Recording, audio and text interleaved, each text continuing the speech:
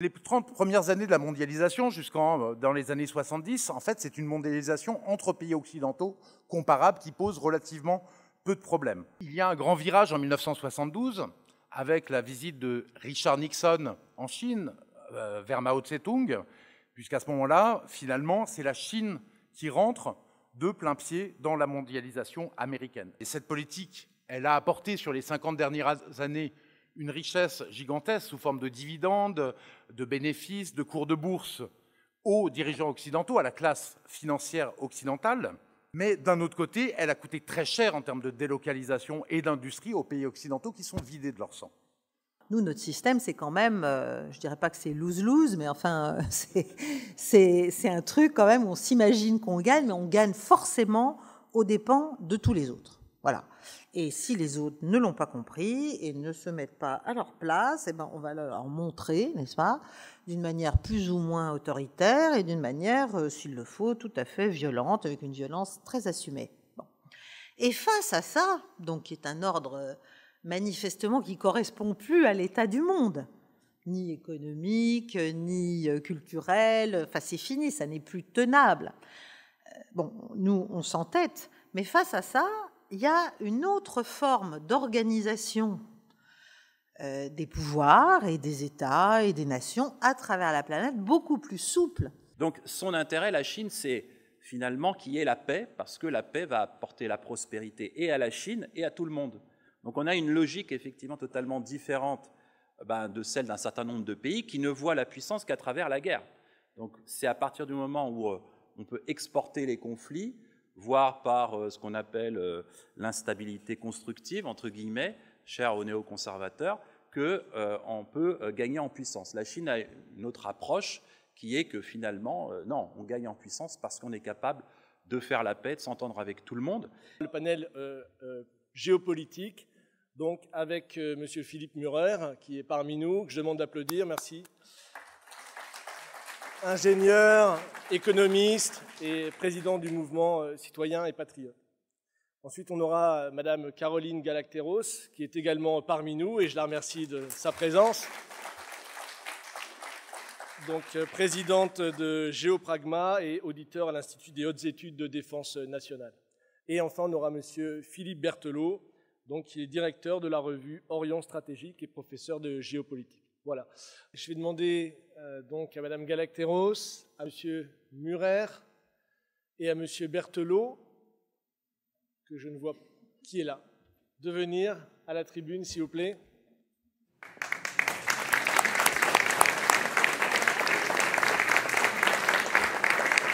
Premier intervenant, c'est Monsieur Murer, à qui je donne tout de suite la parole pour son exposé. Merci à lui.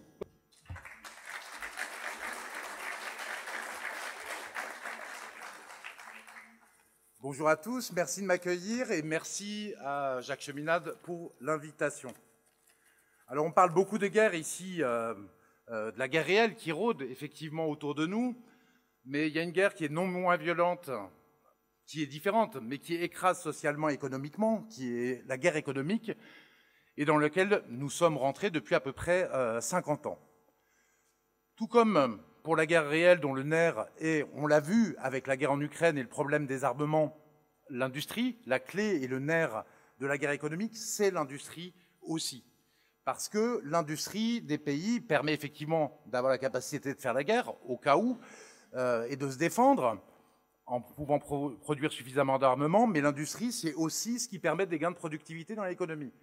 Et c'est-à-dire que une personne produit plus de choses chaque année. Et c'est ces gains de productivité qui permettent la croissance parce qu'ils sont redistribués partout. Les services, à contrario, créent très peu de gains de productivité. Un coiffeur, aujourd'hui, ne produit pas plus, pas plus vite, ne fait pas plus vite une coupe qu'il y a 20 ans, 30 ans, ou voire 200 ans. Donc la mondialisation, en fait, c'est l'apparition de la première guerre économique. Les Américains, les États-Unis, forts de leur puissance, qui était ils représentaient la moitié du PIB de la planète en 1945, poussent et veulent la mondialisation de l'économie, et ils vont l'obtenir. C'est logique, c'est une façon d'exporter leur production, mais aussi leur influence géopolitique dans le monde entier.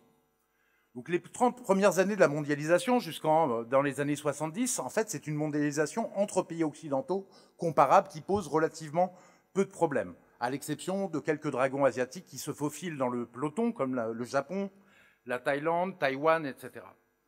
Mais il y a un grand virage en 1972, avec la visite de Richard Nixon en Chine, vers Mao Tse-tung, puisqu'à ce moment-là, finalement, c'est la Chine qui rentre de plein pied dans la mondialisation américaine, et donc la première puissance, la première population du monde. Évidemment que ça va complètement changer la donne, et cette politique, elle a apporté sur les 50 dernières années une richesse gigantesque sous forme de dividendes, de bénéfices, de cours de bourse aux dirigeants occidentaux, à la classe financière occidentale et la classe dirigeante en général.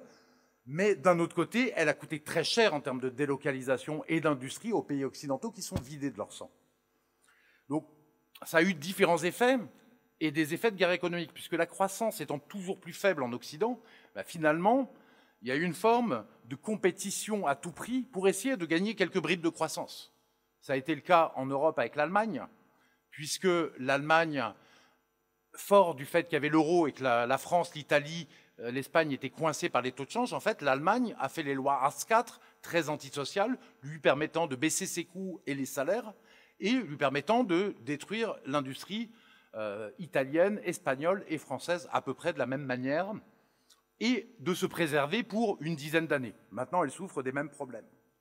Il y a un autre passager clandestin dans la mondialisation, et je diverge un peu de Jacques Cheminade là-dessus, mais lui, il parle de géopolitique, moi je parle d'économie, c'est la Chine. Parce que la Chine joue le même rôle que l'Allemagne en accumulant les excédents commerciaux, qui sont passés maintenant à 800 milliards de dollars, et en déséquilibrant la planète. Alors elle a joué selon ses intérêts une formidable stratégie, en disant « venez exploiter mes salariés, vous pouvez même polluer, ce n'est pas trop grave, on ne va pas être regardant, faites le maximum de profit ». Et elle a récupéré, en fait, le rôle d'atelier et même maintenant d'usine du monde. Elle a donc un écosystème industriel et technologique de qualité. Maintenant, son industrie est même un peu plus puissante que celle des États-Unis. Et en termes de puissance économique, ça se vaut, ça dépend des indicateurs que l'on regarde. Donc finalement, la conclusion, c'est que, évidemment, la mondialisation a apporté une forme de guerre économique entre les pays, mais aussi d'étendre les États-Unis, en voulant étendre leur influence, en fait, sur la planète entière, par la mondialisation, ils ont détruit eux-mêmes la puissance industrielle des États-Unis, qui est en fait le fondement de la puissance américaine, et on le voit au niveau militaire. Et ils ont reproduit exactement la même erreur que le Royaume-Uni, qui en 1850 était la première puissance du monde, et qui a voulu la première mondialisation, on peut appeler la première mondialisation, le libre-échange pour exporter influence et production, et a fini par se faire dépasser par les États-Unis et à perdre son leadership. Là-dessus, les diplomates, effectivement, voient toujours avec un bon œil les accords commerciaux, parce que c'est un accord entre pays, donc c'est promesse d'amitié. L'économiste vous dira, faites quand même attention, parce que si vous risquez, par les accords de libre-échange, si vous allez trop loin, de détruire la puissance économique du pays, et donc c'est contre-productif. Alors l'état des grands acteurs, après cette mondialisation, en fait, c'est que l'Union européenne, qui est un bisounours, en fait, dans la mondialisation, c'est un vide stratégique complet, il n'y a aucune protection de l'industrie, de l'économie, est en voie de déclassement, et même aujourd'hui, on rentre dans la période d'effondrement économique de l'Europe. Donc, en plus, c'est une structure tellement psychorigide qu'elle est incapable de changer de doctrine. Les Américains, eux, arrivent à avoir un petit peu de croissance, de 2%, mais avec un déficit public considérable, explosif, qui est à 7-8% du PIB aujourd'hui, très clairement, ont une industrie qui est très abîmée, qu'ils vont essayer de reconstruire, mais ils continuent quand même à faire la course en tête au niveau technologique, bien qu'ils se soient fait un peu rattraper par la Chine. En négatif, il y a une division très forte de la population américaine entre une petite partie qui en profite et qui est extrêmement riche, beaucoup plus qu'en Europe, et le reste de la population américaine qui voit son niveau de vie s'effondrer. Il n'y a pas eu de hausse des salaires aux États-Unis pour les classes populaires depuis 1970, quasiment nulle. Donc aucun profit et même un déclassement. La Chine, elle, depuis 2008, ça patine et elle fait une croissance à crédit. Elle a maintenant une dette globale de 300% du PIB. Donc fondamentalement, elle a rejoint les pays occidentaux, même dans une forme de l'économie, puisqu'elle a cru énormément à cause d'une bulle immobilière géante qui est en train d'éclater, avec des taux d'intérêt qui baissent, comme en Europe et aux États-Unis, à des niveaux très faibles pour permettre ces mécanismes de bulle. Elle a un ralentissement de la croissance à 4-5% par an, bien que personne ne peut croire en tant qu'économiste. Est-ce que les statistiques officielles chinoises qu'on nous sort en ce moment sont justes ou fausses? C'est très compliqué. C'est un pays à revenus intermédiaires avec aujourd'hui une situation à la japonaise, c'est-à-dire un problème démographique, une démographie négative, une population qui baisse et une bulle immobilière qui éclate. On verra ce qu'il en sortira, mais c'est une situation très compliquée pour eux. Alors, face à cet état, en fait, des grandes puissances, des grands blocs, quelle va être la stratégie des acteurs? Quelle est la stratégie des acteurs? Déjà, cette stratégie, elle se fait finalement dans une forme de démondialisation par nécessité absolue, de garder les bribes, notamment pour l'Occident, de forces productives qu'il nous reste. L'Union européenne, passons, c'est un non-acteur qui est en train de s'effacer, et les pays qui resteront dans l'Union européenne, qui restent dans l'Union européenne, jusqu'à son éclatement ou jusqu'à la sortie, vont être des pays moribonds économiquement, en voie de déclassement, voire bien pire. Les Américains, en fait, eux, mènent une guerre pour l'hégémonie mondiale avec la Chine, pour le leadership mondial, puisque les Chinois n'est pas sûr qu'ils veuillent l'hégémonie, mais au moins le leadership. Ils ont le problème du risque sur le dollar, dédollarisation, qui est une pièce maîtresse de leur jeu. Ils font encore, on l'a dit, la course en tête au niveau technologique et ils ont une puissance culturelle et ils ont compris qu'il faut reconstruire l'industrie. Donc là, depuis que Trump était passé au pouvoir la première fois, ils commencent à tenter de reconstruire l'industrie, soit en mettant des tarifs envers la Chine, soit en les bloquant par des sanctions pour bloquer l'ascension de la Chine vers certaines technologies. En même temps, ils laissent des entreprises monopolistiques géantes comme les GAFAM, en fait, BlackRock, écraser le marché mondial pour avoir des atouts dans cette mondialisation qu'ils ont créée. Bon, cette stratégie, elle est franchement fragile de reconstruction de l'industrie, elle est hésitante et elle est lestée par un boulet d'endettement, de déficit et de déséquilibre de plus en plus fort. La Chine, de son côté, a une stratégie différente. Elle va tout miser sur l'industrie. C'est la volonté de Xi Jinping, qui est potentiellement président à vie. Elle veut rattraper et dépasser technologiquement l'Occident avec des plans comme le plan 2025 sur la robotique, l'informatique et d'autres secteurs. Mais il y a quelque chose une rupture en fait il me semble, dans ce que veut Xi Jinping, c'est qu'en fait il n'y a pas de relance. Il n'essaye pas qu'il y ait de la croissance en Chine. Il veut l'autonomie stratégique à cause du danger des États-Unis et pour ne plus dépendre des États-Unis. Donc c'est la chose principale. La stratégie est fragile parce que la Chine n'est pas encore riche, qu'elle est déjà vieille, c'est le problématique. Elle a une baisse du taux de fécondité par habitant à 1,5 enfants par femme, et c'est un mécanisme qui dure depuis très longtemps, et elle va perdre un tiers à la moitié de sa population active en 25 ans, d'ici 2050. Comment imaginer qu'un pays aussi vieillissant, qui va se nécroser mécaniquement par la déformation de sa population, puisse devenir leader mondial? Je pense que ça sera complexe, même si l'avenir peut nous réserver des surprises. Alors, qui gagnera cette guerre économique mondiale qui est en cours entre les deux blocs? Donc, moi, à mon avis, les deux pays ont des atouts et d'énormes fragilités, chacun des pays. Donc, le plus probable, finalement, c'est un match nul dans une forme de démondialisation progressive et finalement la formation d'un monde multipolaire comme le veut la Chine, la Russie et les BRICS. Et c'est une excellente nouvelle pour nous, puisque c'est plutôt un monde où la souveraineté revient et un monde où la supranationalité disparaît. En tout cas, c'est la promesse de ses membres. Effectivement, Trump, c'est fondamental, cette élection qui se joue aujourd'hui pour le problème géopolitique de la guerre, tout simplement parce que je pense que Trump, on a l'impression que Trump a renoncé à l'empire américain, a compris qu'essayer d'avoir l'hégémonie mondiale quand on n'en a plus les moyens, c'est perdre forcément de plus en plus vite. Et par contre, qu'il veut le leadership américain, que l'Amérique reste la première puissance, mais qu'elle ne soit plus hégémonique. Alors que le point de vue démocrate est un point de vue qui veut conserver coûte que coûte une hégémonie qui est forcément perdue, donc qui entraîne des risques de guerre et de chaos absolument réels. Dernière chose que je voulais vous dire, c'est que le problème dans les deux pays, c'est que, quelque part, ils font une guerre intérieure contre leur population. Un petit peu fort pour la Chine, mais il y a de cela. Or, quand on fait une guerre extérieure, il vaut mieux pas faire une guerre intérieure, il faut avoir sa population avec soi. L'Amérique, en fait, qui gagne, finalement, l'Est vit très bien, mais l'Amérique qui perd et qui est encore beaucoup plus nombreuse vit de plus en plus mal, avec des problèmes de logement, de pouvoir d'achat, et des problèmes qui se sentent dans le désespoir de la population. Les 500 000 morts par le fentanyl, qui sont décidés par les élites américaines, qui deviennent absolument odieuses. McKinsey, Purdue Pharma, avec l'oxycontin et le fentanyl. Il y a les morts de désespoir aussi par la drogue, il y a l'obésité, il y a tout ça. Il y a une population en mauvaise santé psychologique auquel la classe dominante fait une forme de guerre. Pour la Chine,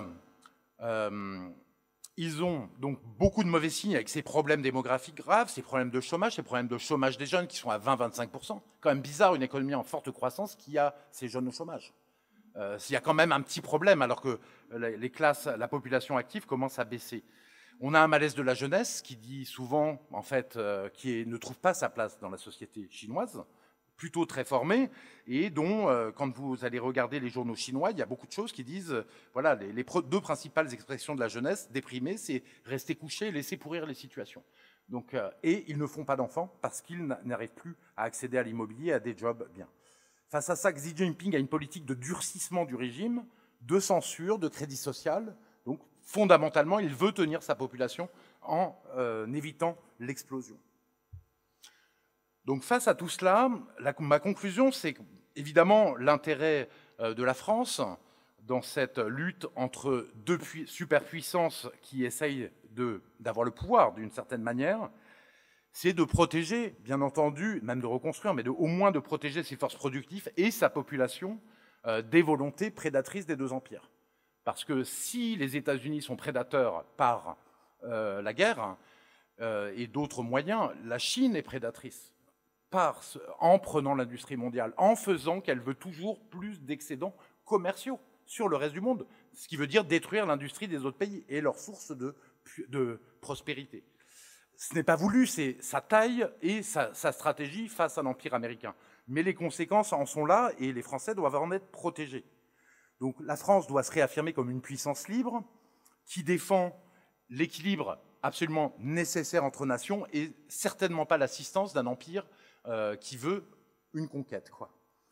Là-dessus, pour terminer, c'est que la charte de La Havane est fondamentale. Elle a été retoquée par les États-Unis en 1950, alors que beaucoup de pays de puissance, pratiquement tous les pays occidentaux étaient d'accord, qui permettait l'équilibre des balances commerciales. C'est-à-dire que chaque pays, chaque population puisse vivre décemment, se développer son industrie, si besoin par des taux de change. Et ça serait une énorme chose pour que la guerre économique s'apaise, qu'elle arrête de faire des morts sociales et économiques dans la population, et éviter au peuple d'être victime de cette guerre économique.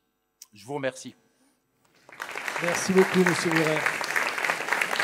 Alors, pour animer un peu les débats, on va, si quelqu'un veut rebondir à ce qui a été dit par M. Murer, poser une question, lui poser spécifiquement, on va prendre une question de la salle pour faire intervenir. Oui, monsieur, allez. Bonjour Monsieur Maurer, j'ai écouté Karl Jah, je ne sais pas si vous le connaissez, il disait quelque chose par rapport à ce que vous avez dit par rapport à l'âge des Chinois, leur démographie. Ça m'intéresse que vous pensez de son avis. Il disait que de toute façon les jobs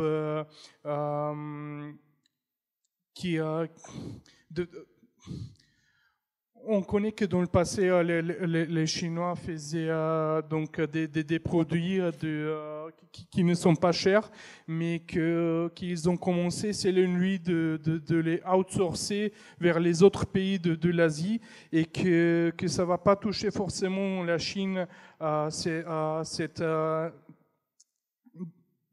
démographie négative parce qu'ils vont se concentrer vers plus haute technologie, un peu comme les Allemands. Donc ça m'intéresse simplement ce que vous pensez, si c'est vrai ou non, possible ou non. Merci. Merci. C'est tout à fait juste. Les Chinois ont permis une montée en gamme progressive. On le voit sur l'automobile électrique.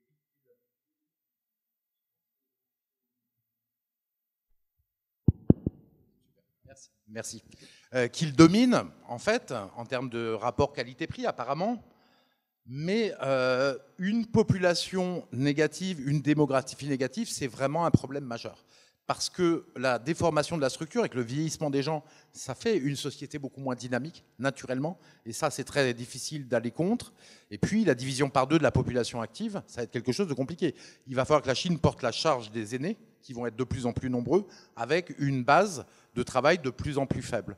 Donc certes, il y a un milieu dirigiste qui peut permettre de gérer en partie ça. Ils vont s'appuyer sur les bases asiatiques. De toute manière, ils n'ont pas le choix. Apple commence à faire produire d'ailleurs en Inde et plus en Chine.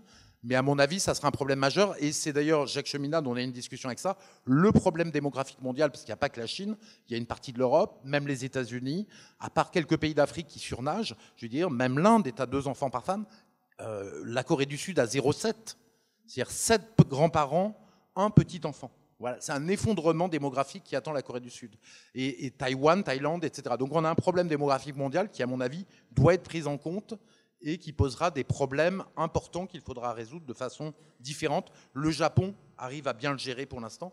Il faudra en tirer une expérience.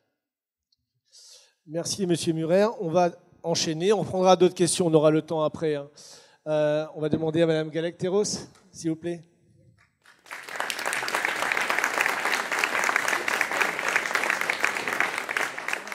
Bonjour à tous. Alors, attendez. Voilà. Bonjour à tous. Je suis ravie d'être ici. Alors, Jacques Cheminade m'a demandé, le thème qui m'a été proposé pour aujourd'hui, c'était de savoir dans quelle mesure la France, ce que devait faire la France, ce que devrait faire la France, pour arriver à bien coopérer avec le groupe grandissant des BRICS. Donc ça, c'est quand même une question lourde. Alors, d'abord, je pense qu'il faut resituer ce sujet, ce problème, cette nécessité, à mon avis, évidemment, vous vous en doutez, dans le contexte. Bon. Et le contexte, c'est quand même qu'on est en train de vivre depuis quelques années, mais de manière accélérée, du fait de la guerre, du fait de la crispation occidentale, etc., on est en train de vivre une mutation du système international et des relations internationales qui est colossale, qui est d'une certaine manière sans précédent, en tout cas depuis la fin de la Deuxième Guerre mondiale, probablement. Et on voit bien qu'il y a 2 grands systèmes. Ça a déjà été abordé, bien évidemment, avant moi et brillamment. Il y a 2 grandes visions du monde, en fait, avec la structuration derrière qui va de chaque côté, qui s'opposent de plus en plus. On a évidemment notre bloc à nous, qui n'est pas en forme, on va dire ça, mais qui est bien déterminé à continuer à tenir le manche. Donc on va dire que c'est le bloc occidental plus, avec les vassaux divers, pas seulement européens, au-delà, mais qui fonctionne sur une vision très hégémonique, tout simplement, de la planète, de qui doit décider, qui doit faire, qui fait pression, qui fait sanction, qui déstabilise, qui gère les problèmes, voire en crée d'ailleurs un certain nombre quand il n'y en a pas assez, pour pouvoir maintenir une forme de pression. Donc c'est ce qu'on appelle élégamment l'ordre mondial basé sur des règles. Voilà. Alors, c'est formidable, mais concrètement, c'est essentiellement la manifestation de plus en plus claire et de plus en plus difficilement dissimulable du fait de l'environnement médiatique mondial, qui a quand même changé, les réseaux sociaux, mais pas seulement. C'est la manifestation d'un double standard. C'est-à-dire que ce système a marché d'abord tant qu'il n'y avait pas d'alternative, mais il a surtout marché tant qu'on était quand même en position dominante pour dire le réel et proposer une interprétation qui était à peu près sans contestation possible, ou alors il fallait vraiment s'y intéresser de très très près, voyager beaucoup, connaître plein de gens pour comprendre ce qui pouvait se passer en fait. Donc on était dans un relatif confort informationnel, mais là maintenant c'est fini. Donc le double standard de nos comportements au sein de notre pôle, donc de l'ordre basé sur des règles, ça se voit d'une manière tellement manifeste, tellement criante, tellement lourde et tellement difficilement supportable, même pour une grande partie des Occidentaux. Désormais, ça se voit évidemment sur le conflit en Ukraine, mais surtout sur ce qui se passe au Moyen-Orient, que évidemment le discrédit géopolitique et le discrédit politique tout court et moral, eh bien monte. Et face à ça, notre solution, c'est de serrer encore un peu plus la laisse, quoi. Donc, et de proposer encore un peu plus de violence et encore un peu plus de containment, sous toutes ses formes. Je suis désolée, j'ai de temps en temps quelques anglicismes qui m'échappent, mais bon, c'est pas pour ça que je n'aime pas parler français. Et donc, on a une attractivité qui est en berne et qui tombe. Pourquoi ? Parce qu'on propose effectivement, nous, notre système, c'est quand même, je dirais pas que c'est lose-lose, mais enfin, c'est un truc quand même où on s'imagine qu'on gagne, mais on gagne forcément aux dépens de tous les autres. Voilà. Et si les autres ne l'ont pas compris et ne se mettent pas à leur place, on va leur montrer, n'est-ce pas, d'une manière plus ou moins autoritaire et d'une manière, s'il le faut, tout à fait violente, avec une violence très assumée. Bon. Et face à ça, donc qui est un ordre manifestement qui correspond plus à l'état du monde, ni économique, ni culturel, enfin c'est fini, ça n'est plus tenable.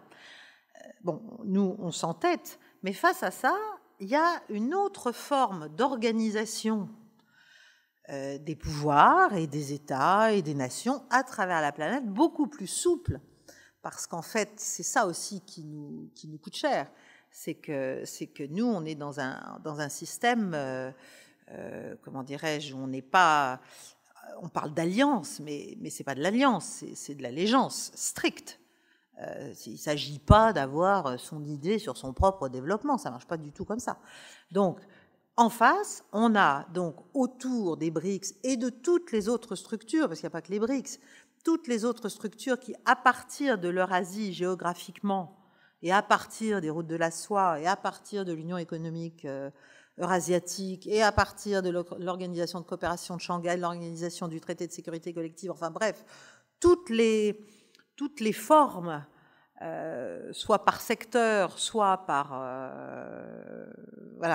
historiquement, qui se sont développées au sein du continent eurasiatique, on a cet ordre qui propose autre chose et qui propose non pas de la lose-lose, mais du win-win. Bon, alors ça a ses limites.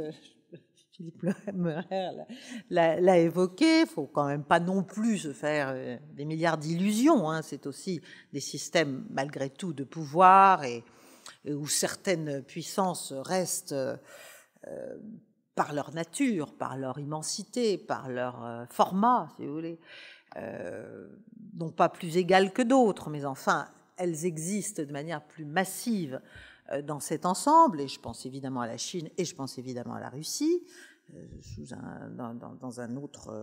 une autre forme. Mais enfin, en tout cas, c'est cette espèce de Sud global qui maintenant a, depuis longtemps, donc emmené par Pékin et Moscou. Bon, moi, ça fait 10 ans que j'en parle, si vous voulez, mais maintenant, ça se voit vraiment. Et en fait, qu'est-ce que ça fait ? Ça fait revivre les rêves et les réalités de l'ONU des origines.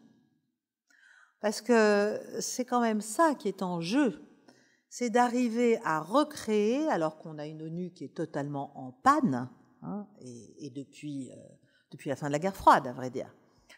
Moi, je l'ai vu dans les Balkans, ça se voit depuis en permanence, c'est devenu, ça sert plus à grand-chose, ça ne peut plus décider, et ça n'est pas le droit de veto qui fait que ça ne sert plus à grand-chose, c'est juste que ça a été démonétisé de notre côté, par l'Occident et par les États-Unis, dans tout un tas de domaines. Donc, l'idée, c'est en fait de reprendre les principes, enfin moi c'est comme ça que je le vois, de la Charte des Nations Unies.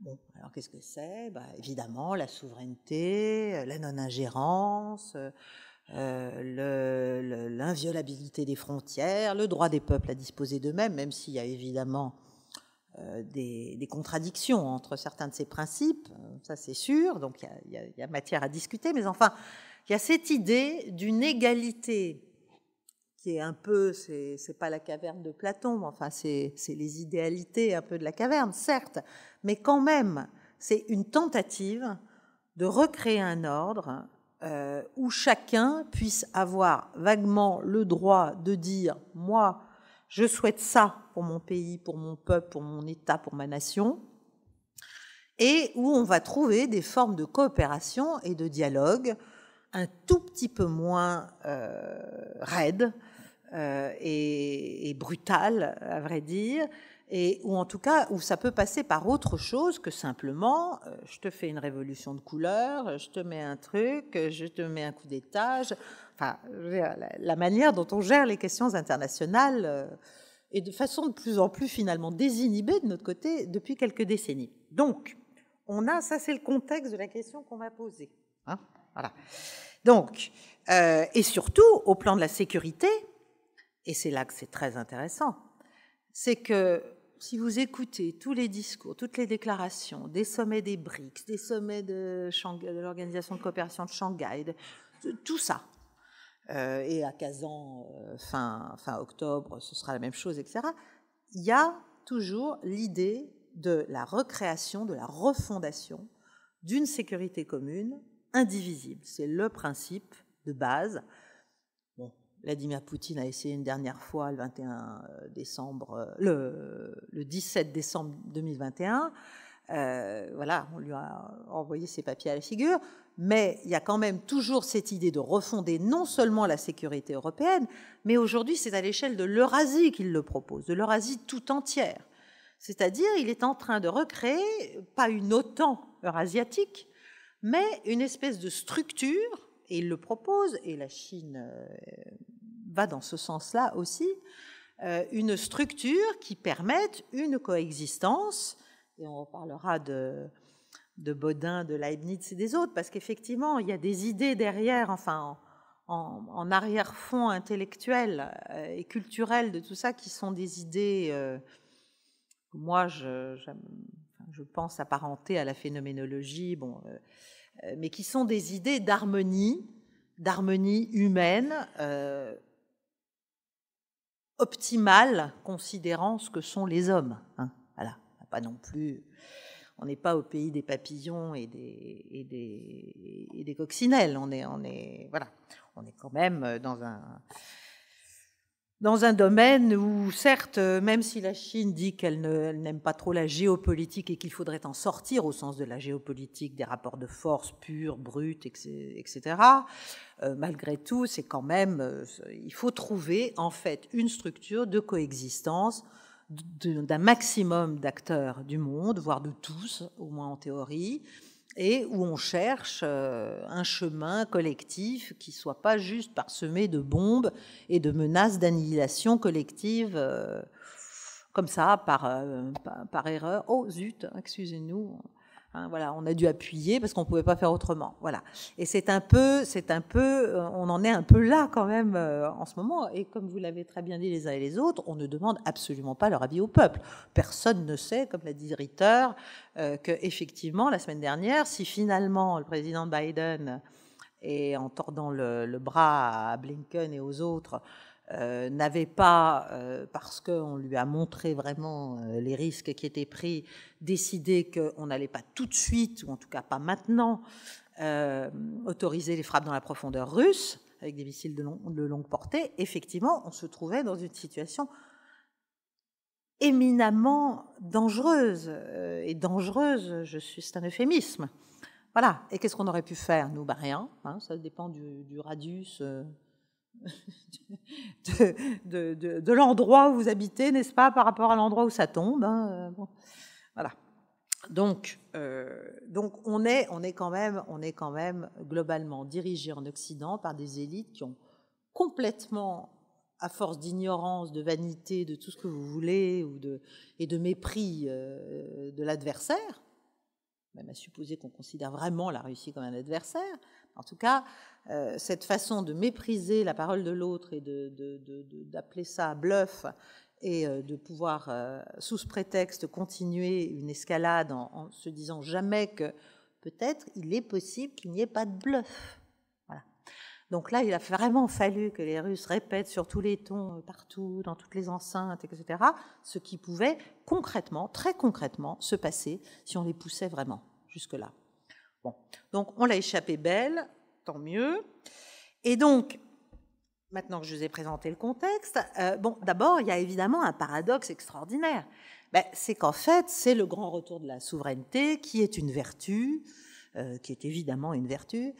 Simplement, on nous a désappris son caractère vertueux depuis des décennies à l'échelle européenne. Au contraire, on est dans un processus de dilution permanent, constant et tout à fait méthodique des États et des nations. Alors qu'en fait, tout le reste du monde est en train de redécouvrir les joies, les plaisirs et le potentiel de l'affirmation de la souveraineté. Donc, si on en revient à la question, c'est-à-dire qu'est-ce qu'on pourrait bien faire? Parce que dans ce contexte, notre pays, évidemment, est totalement handicapé. C'est comme si on nous avait coupé les jambes. Parce que nous, la souveraineté, il y a très très longtemps qu'on ne sait plus vraiment ce que c'est. On en parle beaucoup. On l'a transporté, on l'a monté au niveau européen. Là, voilà, on a trouvé le truc, c'est la défausse, tout est européen, la souveraineté stratégique européenne, ça c'est le must de l'imposture. Très bien, la souveraineté stratégique, moi j'attends qu'on m'explique ce que ça veut dire.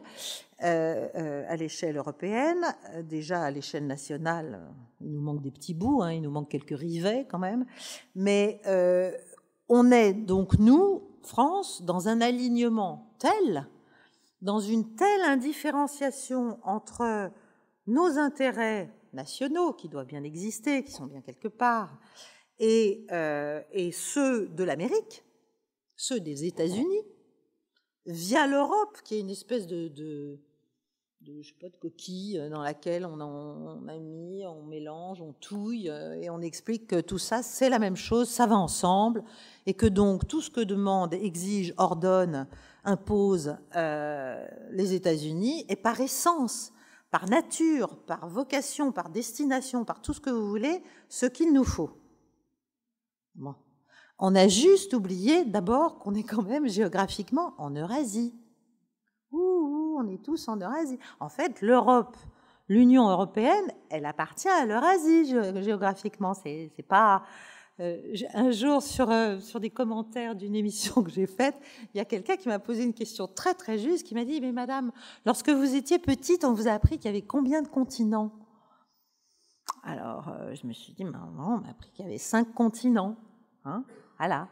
Donc l'Amérique, l'Asie, l'Afrique, l'Europe, l'Océanie. Moi, je me souvenais de ça. Bon.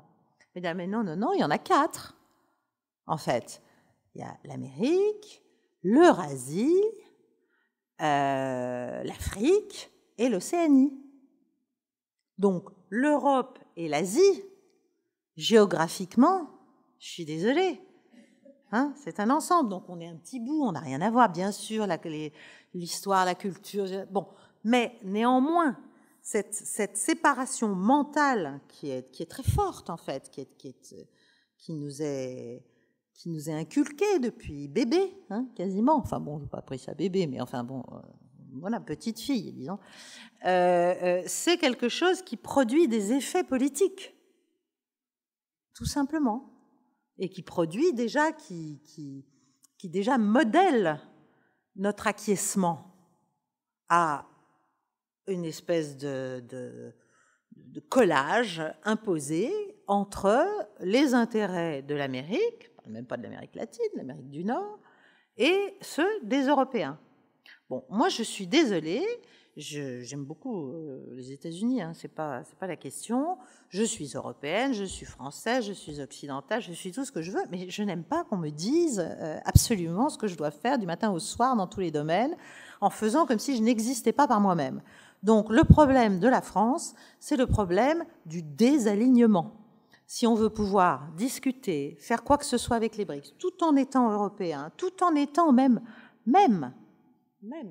dans des structures de sécurité telles que l'OTAN, mais il faudrait savoir y prendre notre indépendance, et ça c'est quand même pas si compliqué que ça. En vrai, c'est une révolution d'état d'esprit, en fait. C'est une révolution mentale qu'il faut faire.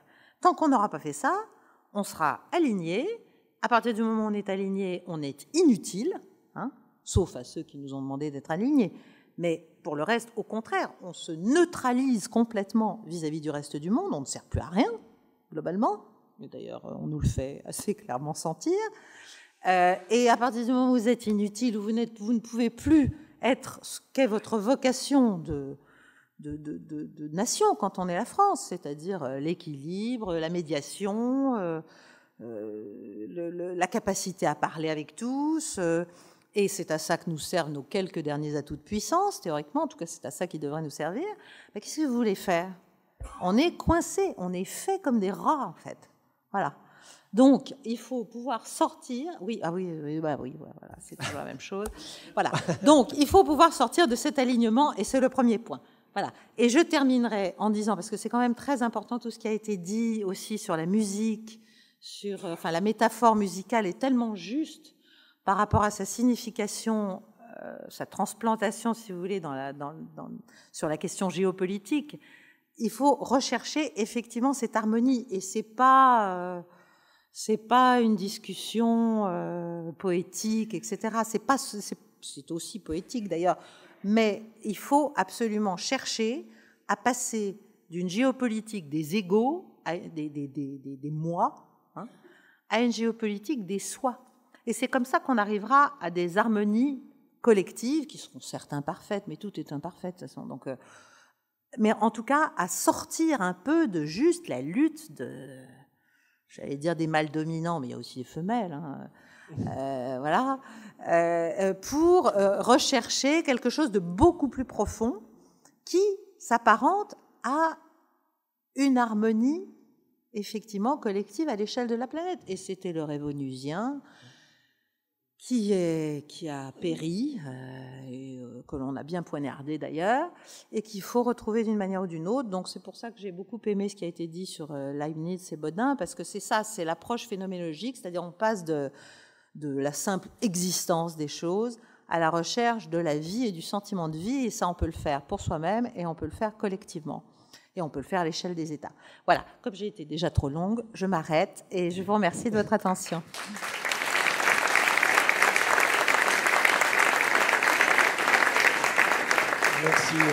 Merci Madame Galacteros. Mais la bonne nouvelle, c'est qu'on a le temps de prendre une question pour vous.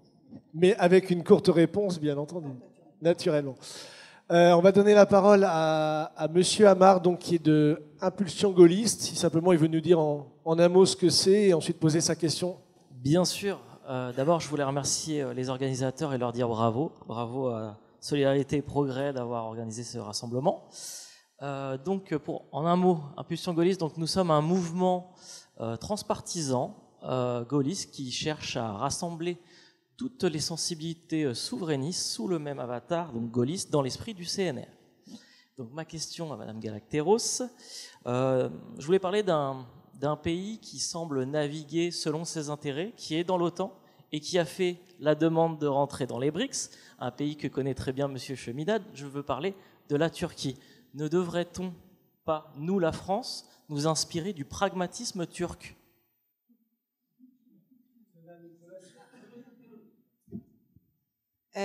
Alors oui, la Turquie est une puissance extrêmement pragmatique, en effet. Elle joue de tous ses atouts en permanence et finalement, elle tire très bien son épingle du jeu. Ceci dit, la Turquie n'est pas la France. Je dirais qu'on peut faire infiniment plus. Si on avait une diplomatie, on pourrait faire infiniment plus que ne font les Turcs. Parce que font les Turcs? Bon, Erdogan est un redoutable pragmatique, en effet. Il a très bien compris qu'il était fondamental pour les Américains et qu'on le garderait dans l'OTAN. Et que ce fait-là lui donne une valeur ajoutée considérable aux yeux des Russes, déjà. Bon. Parce qu'il peut, au gré de ses déclarations, selon les sujets, selon ce dont il a envie, selon ce qu'il veut qu'on lui permette, arguer soit de son rapprochement avec la Russie ou de sa relation avec la Russie pour servir les Américains en enfonçant un petit coin par des déclarations. Là, récemment, il en a fait une sur la Crimée. Bon, tout ça, ça mange pas de pain, c'est pas très grave. Et puis, quand c'est l'inverse et qu'il a besoin des Russes, ah ben là, d'un seul coup, il est beaucoup plus otanien, etc. Et là, les Russes se servent de ça. Donc, nous, on a quand même encore, sauf si, évidemment, on en vient à le brader, un siège de membre permanent au Conseil de sécurité, on a une force nucléaire. Bon, certes, notre armée n'a pas les proportions de l'armée turque, c'est vrai, mais c'est notre armée.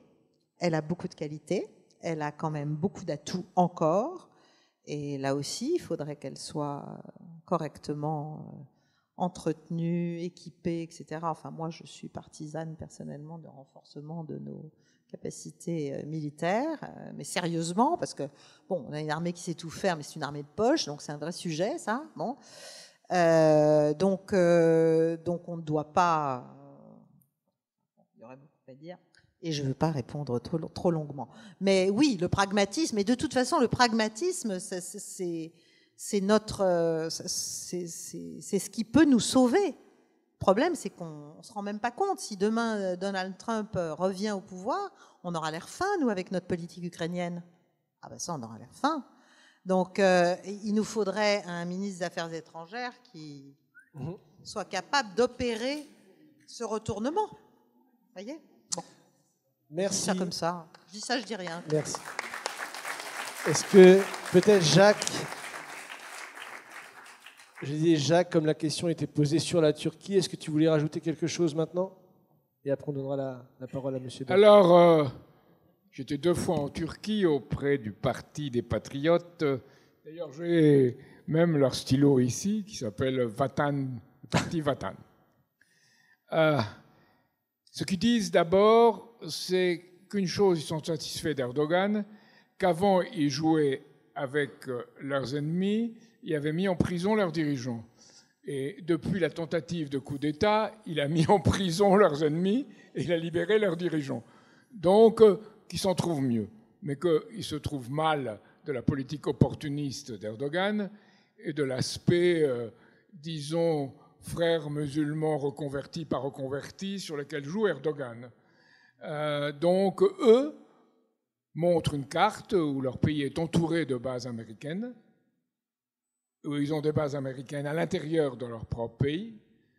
Donc ils disent, ça, c'est notre problème principal, et on espère, et c'est leur vision du monde, être aidé par la Russie et aidé par la Chine pour aller de ce côté de ce nouvel ordre qui se dessine, et que pour la Russie, elle nous aide à mettre fin aux provocations du PKK, c'est-à-dire de toutes ces forces qui veulent faire un nouveau Kurdistan et qui sont dans 4 différents États, et en qui ils voient des provocateurs qui font, dans leurs respectifs pays, détruire l'unité nationale. Donc c'est leur point de vue. Moi, mon point de vue, notre point de vue, c'est, et Pierre Berthelot va en parler, c'est un plan Oasis, un plan de développement pas seulement pour Israël et la Palestine, mais pour toute l'Asie du Sud-Ouest, et qui soit un plan dans lequel il n'y ait plus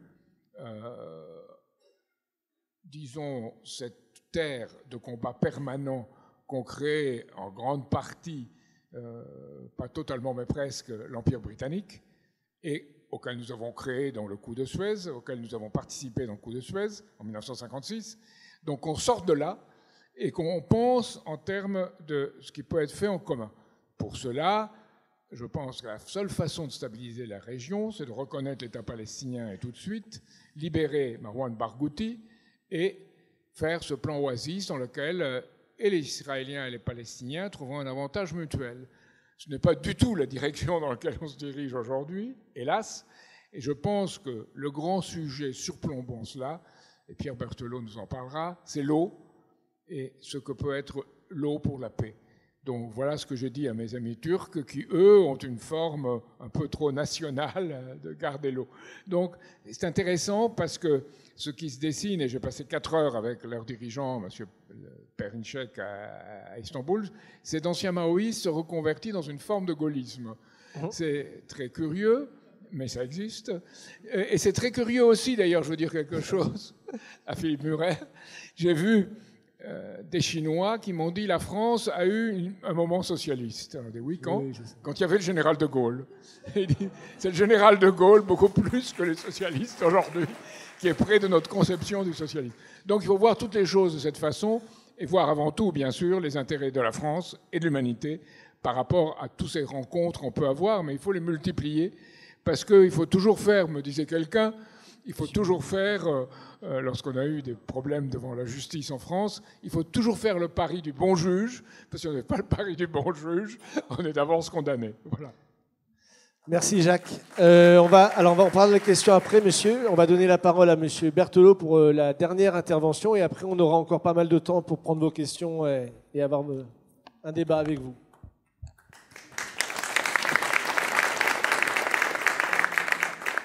Merci de m'accueillir aujourd'hui. Merci à Jacques Cheminade, puisque c'est la 3e fois, je crois, que j'ai le plaisir d'intervenir cette année lors de ces conférences et débats sur les questions internationales de solidarité et progrès. Alors effectivement, j'étais déjà intervenu à 2 reprises sur l'eau et sur un plan qui avait été initié en 1975, presque 50 ans, par Lyndon LaRouche pour assurer la prospérité et la paix au Proche-Orient. Donc je vais en parler un peu aujourd'hui, mais on m'a tout de même demandé d'intervenir plutôt sur la Chine, donc dans la continuité des propos de M. Murer et aussi un peu de ceux de Mme Galacteros. Et je fais une petite transition, puisque chacun pour me présenter, on m'a présenté comme directeur d'une revue, effectivement, puisqu'on a abordé la question de la Turquie et des Kurdes. Donc juste pour dire que voilà, je dirige une revue depuis presque 10 ans chez l'Harmattan, qui s'appelle Orient Stratégique, donc qui est une revue qui se veut plutôt académique, on va dire, avec des spécialistes universitaires et non idéologiques. Voilà, bon, si ça intéresse un certain nombre de personnes. Alors donc, concernant cette question effectivement majeure de la Chine comme potentiel facilitateur de paix au Moyen-Orient. Alors, avant de développer en 2 points mon propos, d'abord un premier point sur la possibilité de succès et un second point sur le risque d'échec, une rapide introduction pour rappeler que cette question se pose avec d'autant plus d'intérêt et d'acuité que la Chine, comme vous le savez peut-être, a réalisé une percée incroyable au Moyen-Orient en 2023, puisqu'elle a réussi l'impossible, si on peut dire, ou en tout cas ce que peu de pays auraient pu réaliser, à savoir un accord de paix, ou en tout cas une réconciliation, peut-être provisoire, entre les 2 poids lourds, d'une certaine manière, de la région, qui sont l'Arabie saoudite et l'Iran. On pourrait dire, au-delà de poids lourds de la région, les 2 poids lourds du monde musulman. Alors la Turquie aussi, elle pèse d'un certain poids, effectivement, parce qu'elle a un peu le chef de file avec le Qatar des frères musulmans. Mais quand on regarde, bien sûr, le monde chiite, de fait, l'Iran a une quasi-hégémonie dessus, et on n'en parle pas plus tard qu'aujourd'hui, hier, avec ce qui se passe au Liban. Et puis, l'Arabie saoudite, on ne va pas rappeler que c'est le gardien des lieux saints de l'islam, du moins titre officiel du chef de l'État, et puis c'est un pays immense qui fait plus de 4 fois la France, des réserves considérables de pétrole et d'autres richesses. Donc tout ceci fait que vraiment ces 2 pays, s'ils arrivent à mieux s'entendre, alors qu'ils sont en confrontation plus ou moins ouverte depuis la révolution islamique de 79, alors forcément ce sera une bonne nouvelle pour la paix, et en tout cas un pas important sur la paix, même si il reste bien sûr la question cruciale du conflit israélo-palestinien, on va revenir dessus. En tout cas, une percée majeure, exceptionnelle et totalement inattendue de la Chine, puisque finalement, on n'imaginait pas du tout la Chine être un acteur géopolitique ou un facilitateur de paix dans cette région. Traditionnellement, il y a les États-Unis, il y a bien sûr d'autres pays comme la Turquie, bien évidemment. Voilà. Donc c'est quelque chose d'assez incroyable. Et donc ça montre aussi au-delà, finalement, l'implication de plus importante des pays émergents ou des BRICS, ou en tout cas des acteurs non traditionnels de la diplomatie dans cette région. Et il faut rappeler que ce n'est pas la première fois que des pays issus des BRICS ou issus des pays émergents tentent de résoudre une crise majeure ou des crises majeures dans la région. Ça avait commencé en réalité en 2010, puisqu'en 2010, il y avait eu la Turquie, à nouveau, on en reparle, cette fois-ci avec le Brésil de Lula, donc déjà à l'époque quand Lula était chef d'État, et ils s'étaient associés pour tenter de trouver une solution à la crise nucléaire iranienne, voilà, qui déjà était présente au premier plan à l'époque. Ça n'avait pas été couronné de succès, mais en tout cas, ça montrait une nouvelle approche que désormais, finalement, les pays du Sud ne veulent plus faire dicter leur conduite, ou en tout cas laisser des enjeux essentiels pour la paix du monde à d'autres pays, essentiellement occidentaux. Ils se sont dit, on va se prendre en charge et prendre nous-mêmes en charge ce dossier, plutôt que laisser d'autres le prendre en charge. Donc c'était déjà, on voit une attitude, et puis donc la Chine a continué dans cette lancée. Alors d'abord, les possibilités de succès, quelles sont-elles? Bon, d'abord, on ne part pas de rien, on part d'un premier succès, donc majeur, important, effectivement, qui ne peut au passage que réduire l'influence de l'islamisme radical, hein, tout ce qui est ces mouvements violemment anti-chiites, comme Daesh, comme Al-Qaïda, etc., à partir du moment où finalement il y a un discours, une tonalité beaucoup moins agressive auprès de certains États, qui, bien évidemment, la haine des chiites, on va dire, et donc de l'Iran et d'autres, va diminuer. Donc ça, c'est plutôt une bonne nouvelle. Donc, en tout cas, il y a ce premier succès, et comme on dit, le succès entraîne le succès. Donc maintenant, l'enjeu pour la Chine, c'est que cet accord dure. Or, on sait qu'il y en a qui n'ont aucun intérêt à ce qu'il dure, au contraire, ils veulent faire dérailler cet accord. Mais si ça fonctionne, eh bien, ce sera un premier pas, et la Chine pourra revendiquer ce succès pour peut-être s'investir dans d'autres dossiers. Donc ça, c'est un premier élément. La deuxième possibilité de succès, enfin en tout cas ce qui est encourageant dans cette perspective potentielle de succès, c'est que finalement, pour la Chine, il y a une cohérence géopolitique. C'est-à-dire que pourquoi la Chine s'implique finalement dans cette zone avec laquelle elle n'est pas forcément familière de prime abord, parce que d'abord sa propre sécurité économique et notamment énergétique en dépend, puisqu'on sait qu'elle importe énormément de pétrole, de gaz de cette zone, et notamment de ces deux pays qu'on vient de citer. Donc son intérêt, c'est que la région soit pacifiée, pour que les prix n'explosent pas, et pour qu'il n'y ait pas de risque de rupture d'approvisionnement. Même si, bon, il y a eu effectivement, à cause de la guerre en Ukraine, et en réalité ça avait commencé dès 2014, une forte augmentation des exportations énergétiques de la Russie vers la Chine. Ça s'est accéléré depuis l'Ukraine, mais en même temps, les Chinois restent prudents par rapport à cet accord, ne serait-ce que par rapport aux tentatives de déstabilisation dont on a parlé de la Russie. Hein. On ne peut pas exclure que les gazoducs soient bombardés, soit... voilà, il y avait eu Nord Stream, pourquoi pas, même s'ils sont cette fois-ci terrestres, pourquoi pas qu'ils soient sabotés. Donc bref, en tout cas, il y a un intérêt, il y a une cohérence géopolitique qui s'inscrit dans le fameux projet des nouvelles routes de la soie. Donc, la Chine a intérêt globalement à ce que, j'ai envie de dire, l'ensemble du monde soit pacifié, et plus particulièrement cette zone qui part de la Chine et qui va vers l'Asie centrale et qui ensuite arrive au Moyen-Orient. Et donc il y a différents projets, on le sait, de corridors, comme on dit, économiques, énergétiques.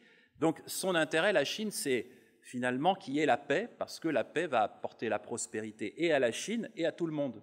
Donc on a une logique effectivement totalement différente de celle d'un certain nombre de pays qui ne voient la puissance qu'à travers la guerre.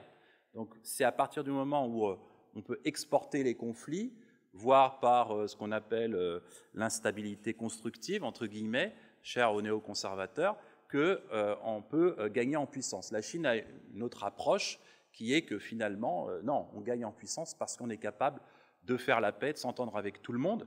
Et alors justement, Un des atouts de la Chine, c'est l'absence d'idéologie, d'une certaine manière, ou d'a priori idéologique. La Chine, paradoxalement, alors qu'on a un quasi-parti unique chinois communiste qui est au pouvoir, avec une idéologie, finalement, il y a quand même un programme du Parti communiste chinois, eh bien finalement, qu'est-ce qu'on observe? C'est que ce pays n'a pas d'a priori idéologique. Il est prêt à parler avec tout le monde. Des pays qui sont islamistes, ou en tout cas qui revendiquent une idéologie islamiste, comme l'Iran, et dans une certaine manière l'Arabie saoudite, mais ils peuvent parler avec des démocraties, ça ne leur pose aucun problème, ils ont des partenariats avec des pays démocrates, de même qu'ils peuvent avoir même un dialogue avec des pays qui sont même proches de l'ennemi, en tout cas, ou du rival américain, à savoir l'Arabie saoudite. Vous voyez, donc il n'y a pas, on parle avec tout le monde, on dialogue avec tout le monde. Voilà, il n'y a pas cette posture qu'on a en France, où effectivement, ah non, on ne peut pas parler avec eux, c'est une horrible dictature, etc. Voilà, donc on se prive d'énormément de partenaires potentiels avec ce genre de discours de moraliste, comme on dit, ou idéaliste, entre guillemets.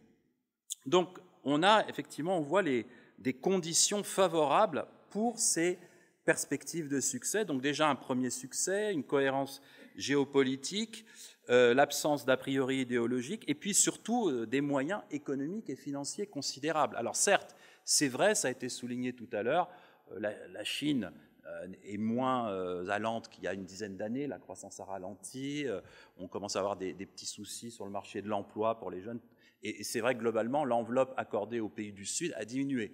Mais quoi qu'il en soit, ça reste quand même une économie qui a un plus grand dynamisme que le nôtre, quoi qu'on en dise, au niveau notamment de sa croissance économique. Elle conserve quand même des marges de manœuvre très importantes.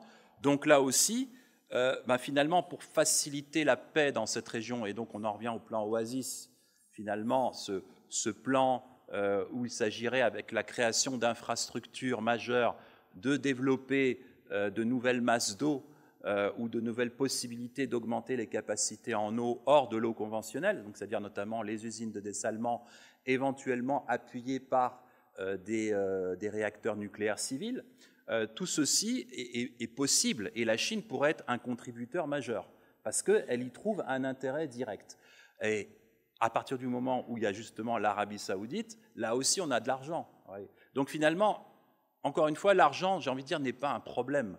Si on veut résoudre les questions économiques majeures dans cette zone de pauvreté, et notamment la question majeure de l'eau, bon, il faut 10, 20, 30 milliards, mais ça se trouve, voilà, sans forcément passer par les Américains, par l'Europe.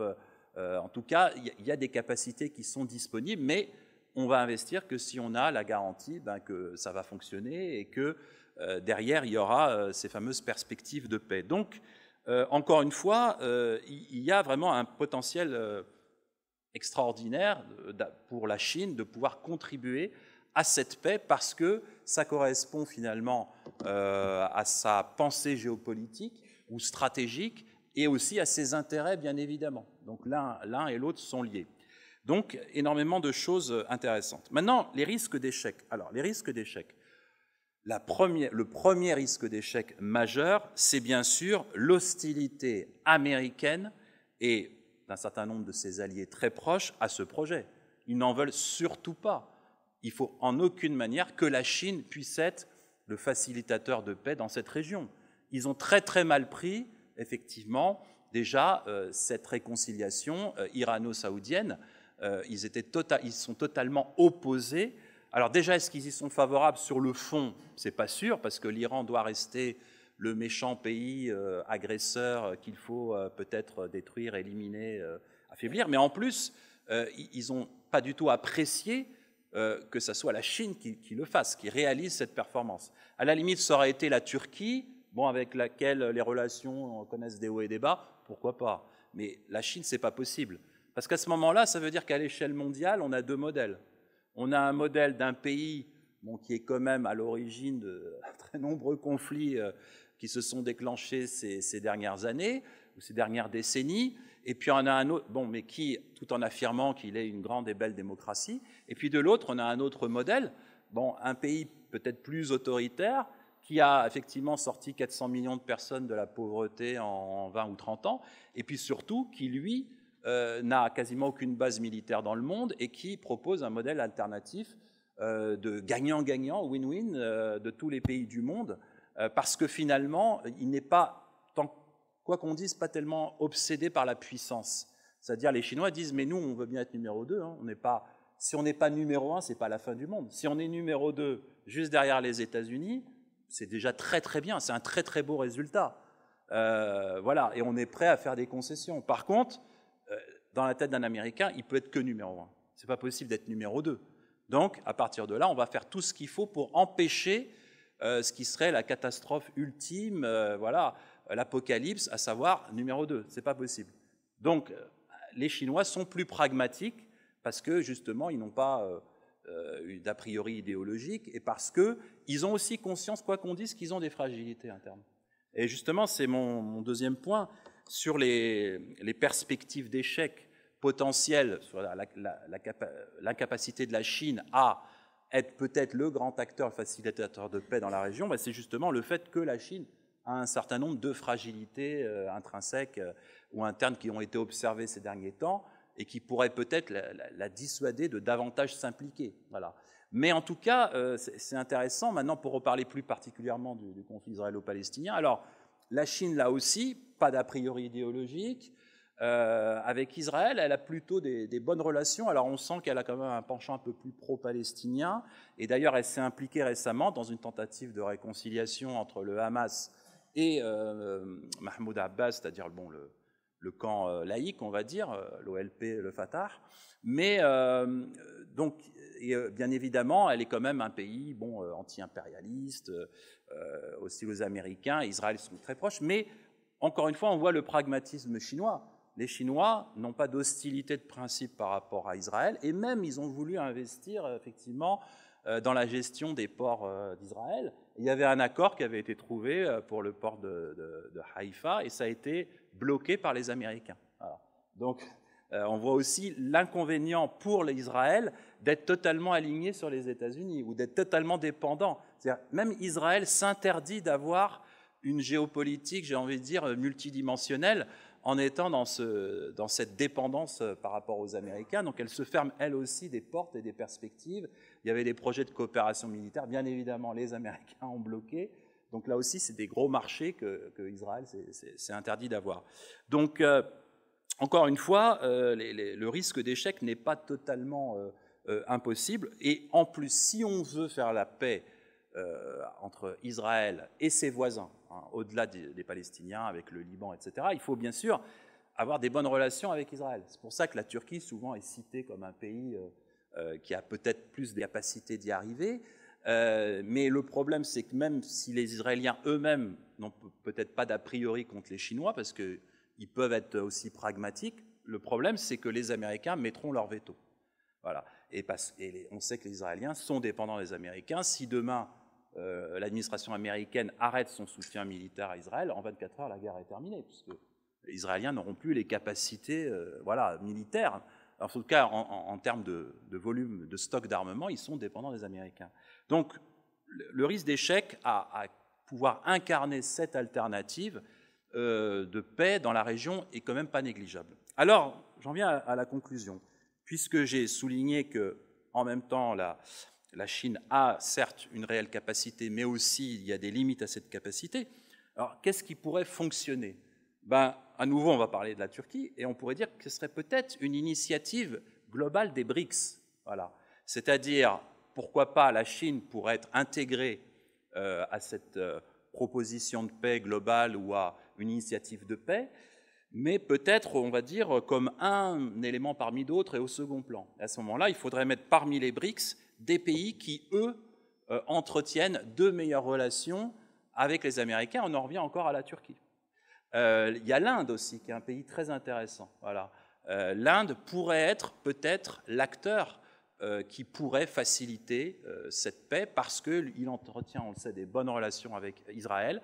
Et en même temps, on a vu qu'il tient compte, malgré le discours nationaliste hindou de Modi, il tient compte quand même du fait qu'il a une importante minorité musulmane de plus de 200 millions de personnes tout de même, et même que l'Inde, elle a un discours aussi sud global, donc elle doit aussi intégrer le fait que la question palestinienne est assez sensible pour ces... Donc elle a, malgré un rapprochement très, très important sous Modi avec Israël, elle reste quand même sensible à cette cause.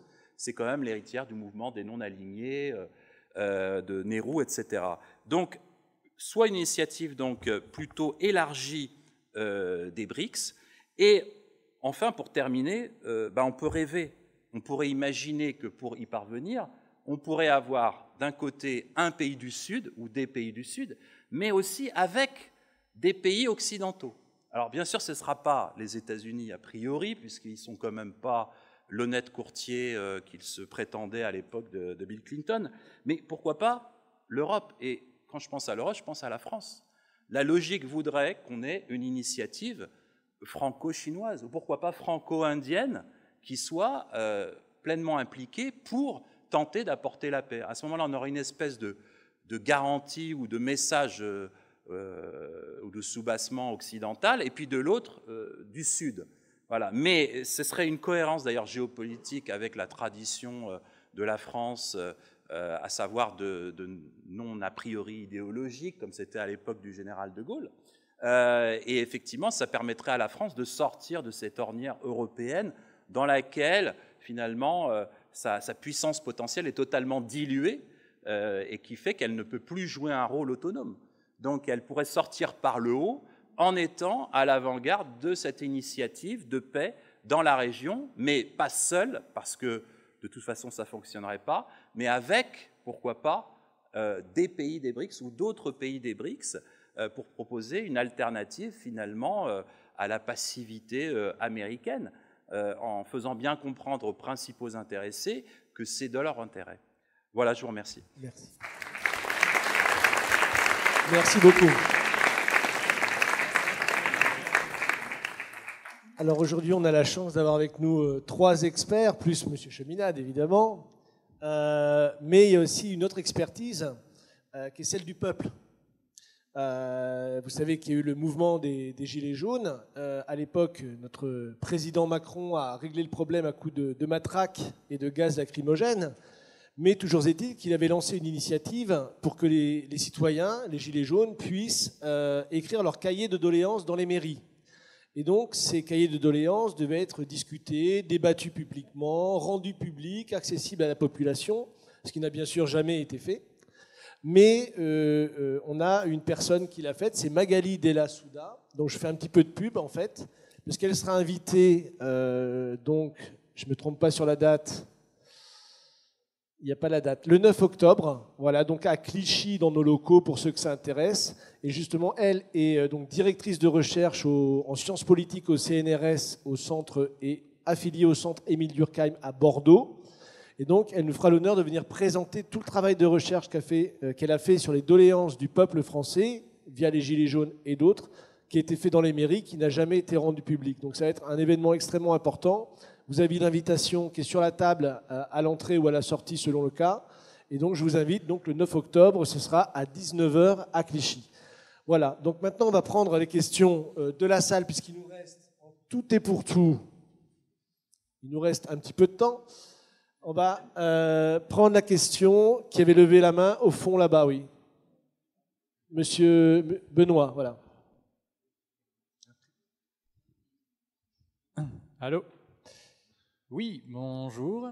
Donc j'avais une question. Alors déjà, je voulais rebondir sur ce que M. Murer a dit sur la démographie négative. J'imagine qu'en tout cas, enfin, c'est juste pour rajouter une réflexion que le gouvernement chinois doit avoir pris ça en compte, mais surtout qu'eux, ils doivent vouloir augmenter la productivité plus vite que le déclin démographique. J'imagine que c'est aussi... enfin voilà, quand on a plus d'anciens que de nouveaux, normalement, c'est à ça qu'on pense en premier. Alors, c'est un défi, mais c'est pas impossible qu'ils y arrivent. Voilà, c'est ma réflexion. Moi, je voulais revenir sur la question de savoir qui est le premier ou le deuxième entre les États-Unis et la Chine. Donc, Monsieur Berthelot, vous avez dit que les Chinois, ça ne les dérangeait pas d'être deuxième. Monsieur Murer, vous avez dit qu'il préférerait avoir le leadership. Bon, comment on se met d'accord ? Qu'est-ce qui, à votre avis, qui a envie d'être premier ? Est-ce qu'on fait médailles d'or, des médailles d'argent? Voilà. Est-ce que vraiment, en fait, la Chine veut être première, ou est-ce que elle veut juste avoir son rang et partager le pouvoir, on va dire? Voilà, j'ai vraiment envie d'avoir une réponse là-dessus.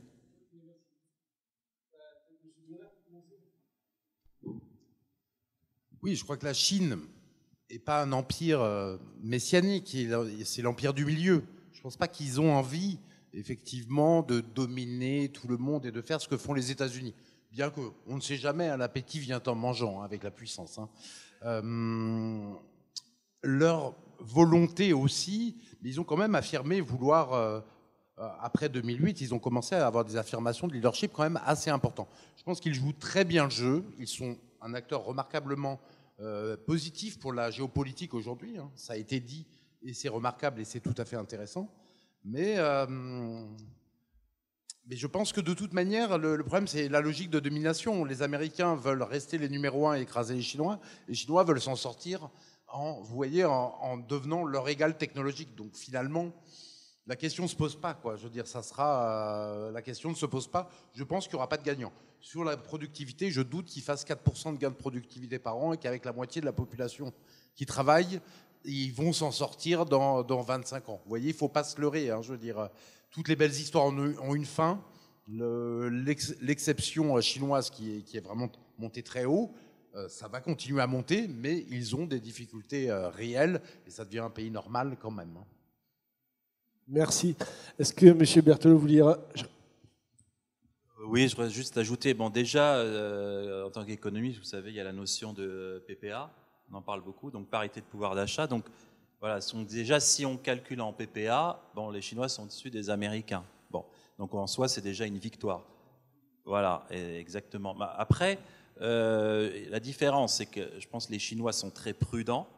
Leur histoire leur a montré que parfois ils arrivent très haut et puis ils s'effondrent. Et surtout, ils s'effondrent parce que les Occidentaux, finalement, sont actifs, et notamment nos amis britanniques, les amis de Jacques Cheminade, pour ironiser un petit peu, la guerre de l'opium, tout ça, c'est toujours derrière un mauvais coup, si je puis dire, il y a nos amis britanniques. Donc, ils craignent fortement les Occidentaux et leur mauvais coup, si on peut dire. Et la guerre, finalement, n'a pas laissé de bons souvenirs souvent aux Chinois. Donc c'est pour ça qu'ils y vont à reculons, et donc ils préfèrent la prudence. Et moi, je pense qu'ils ne sont pas prêts à jouer toutes leurs billes pour la première place.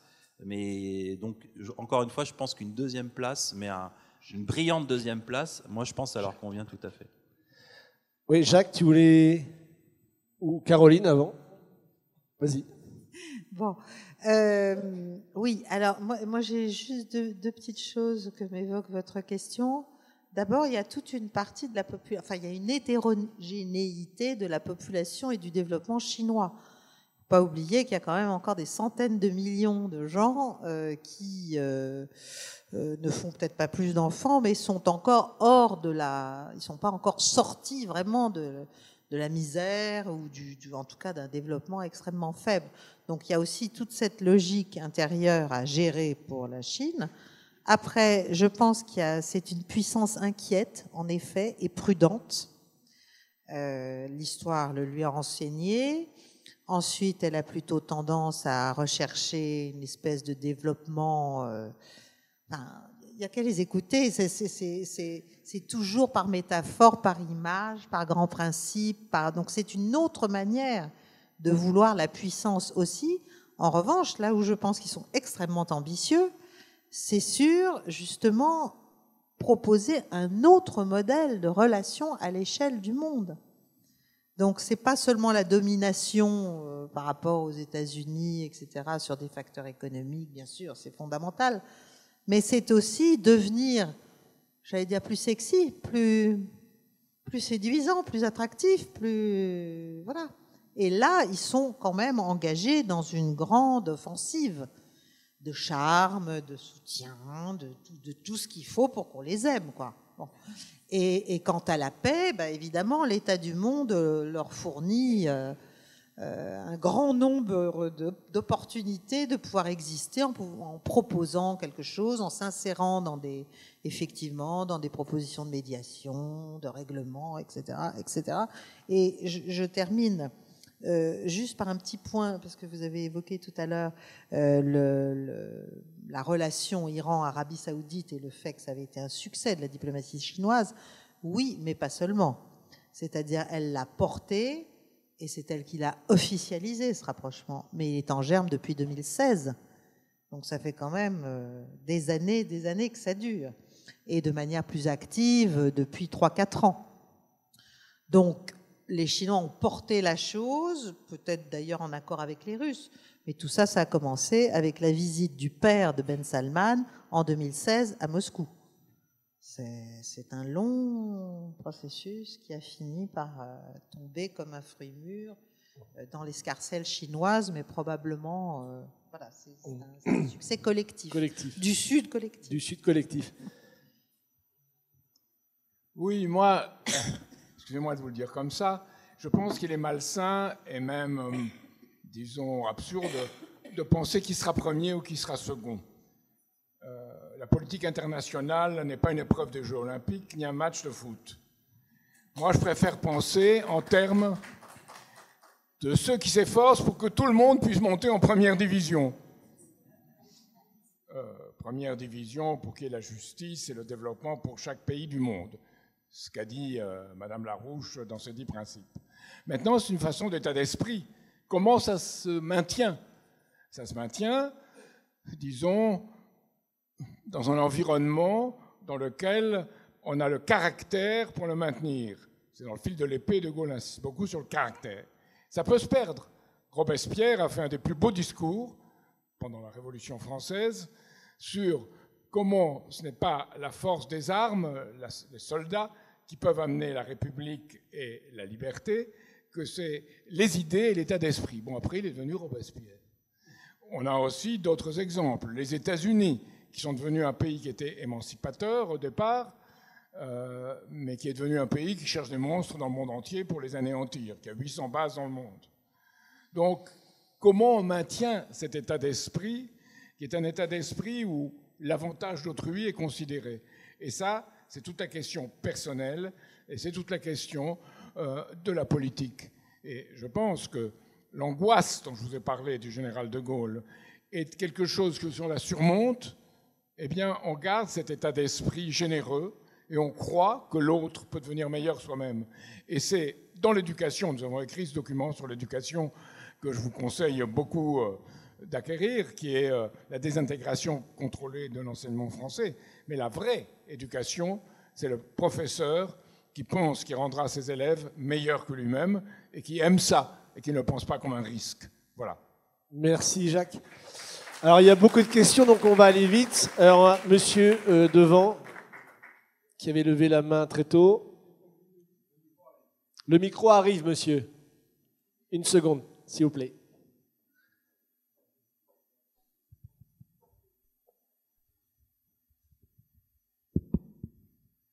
Et la Chine est très importante. Vous avez raison d'en parler, presque tout le monde en a parlé.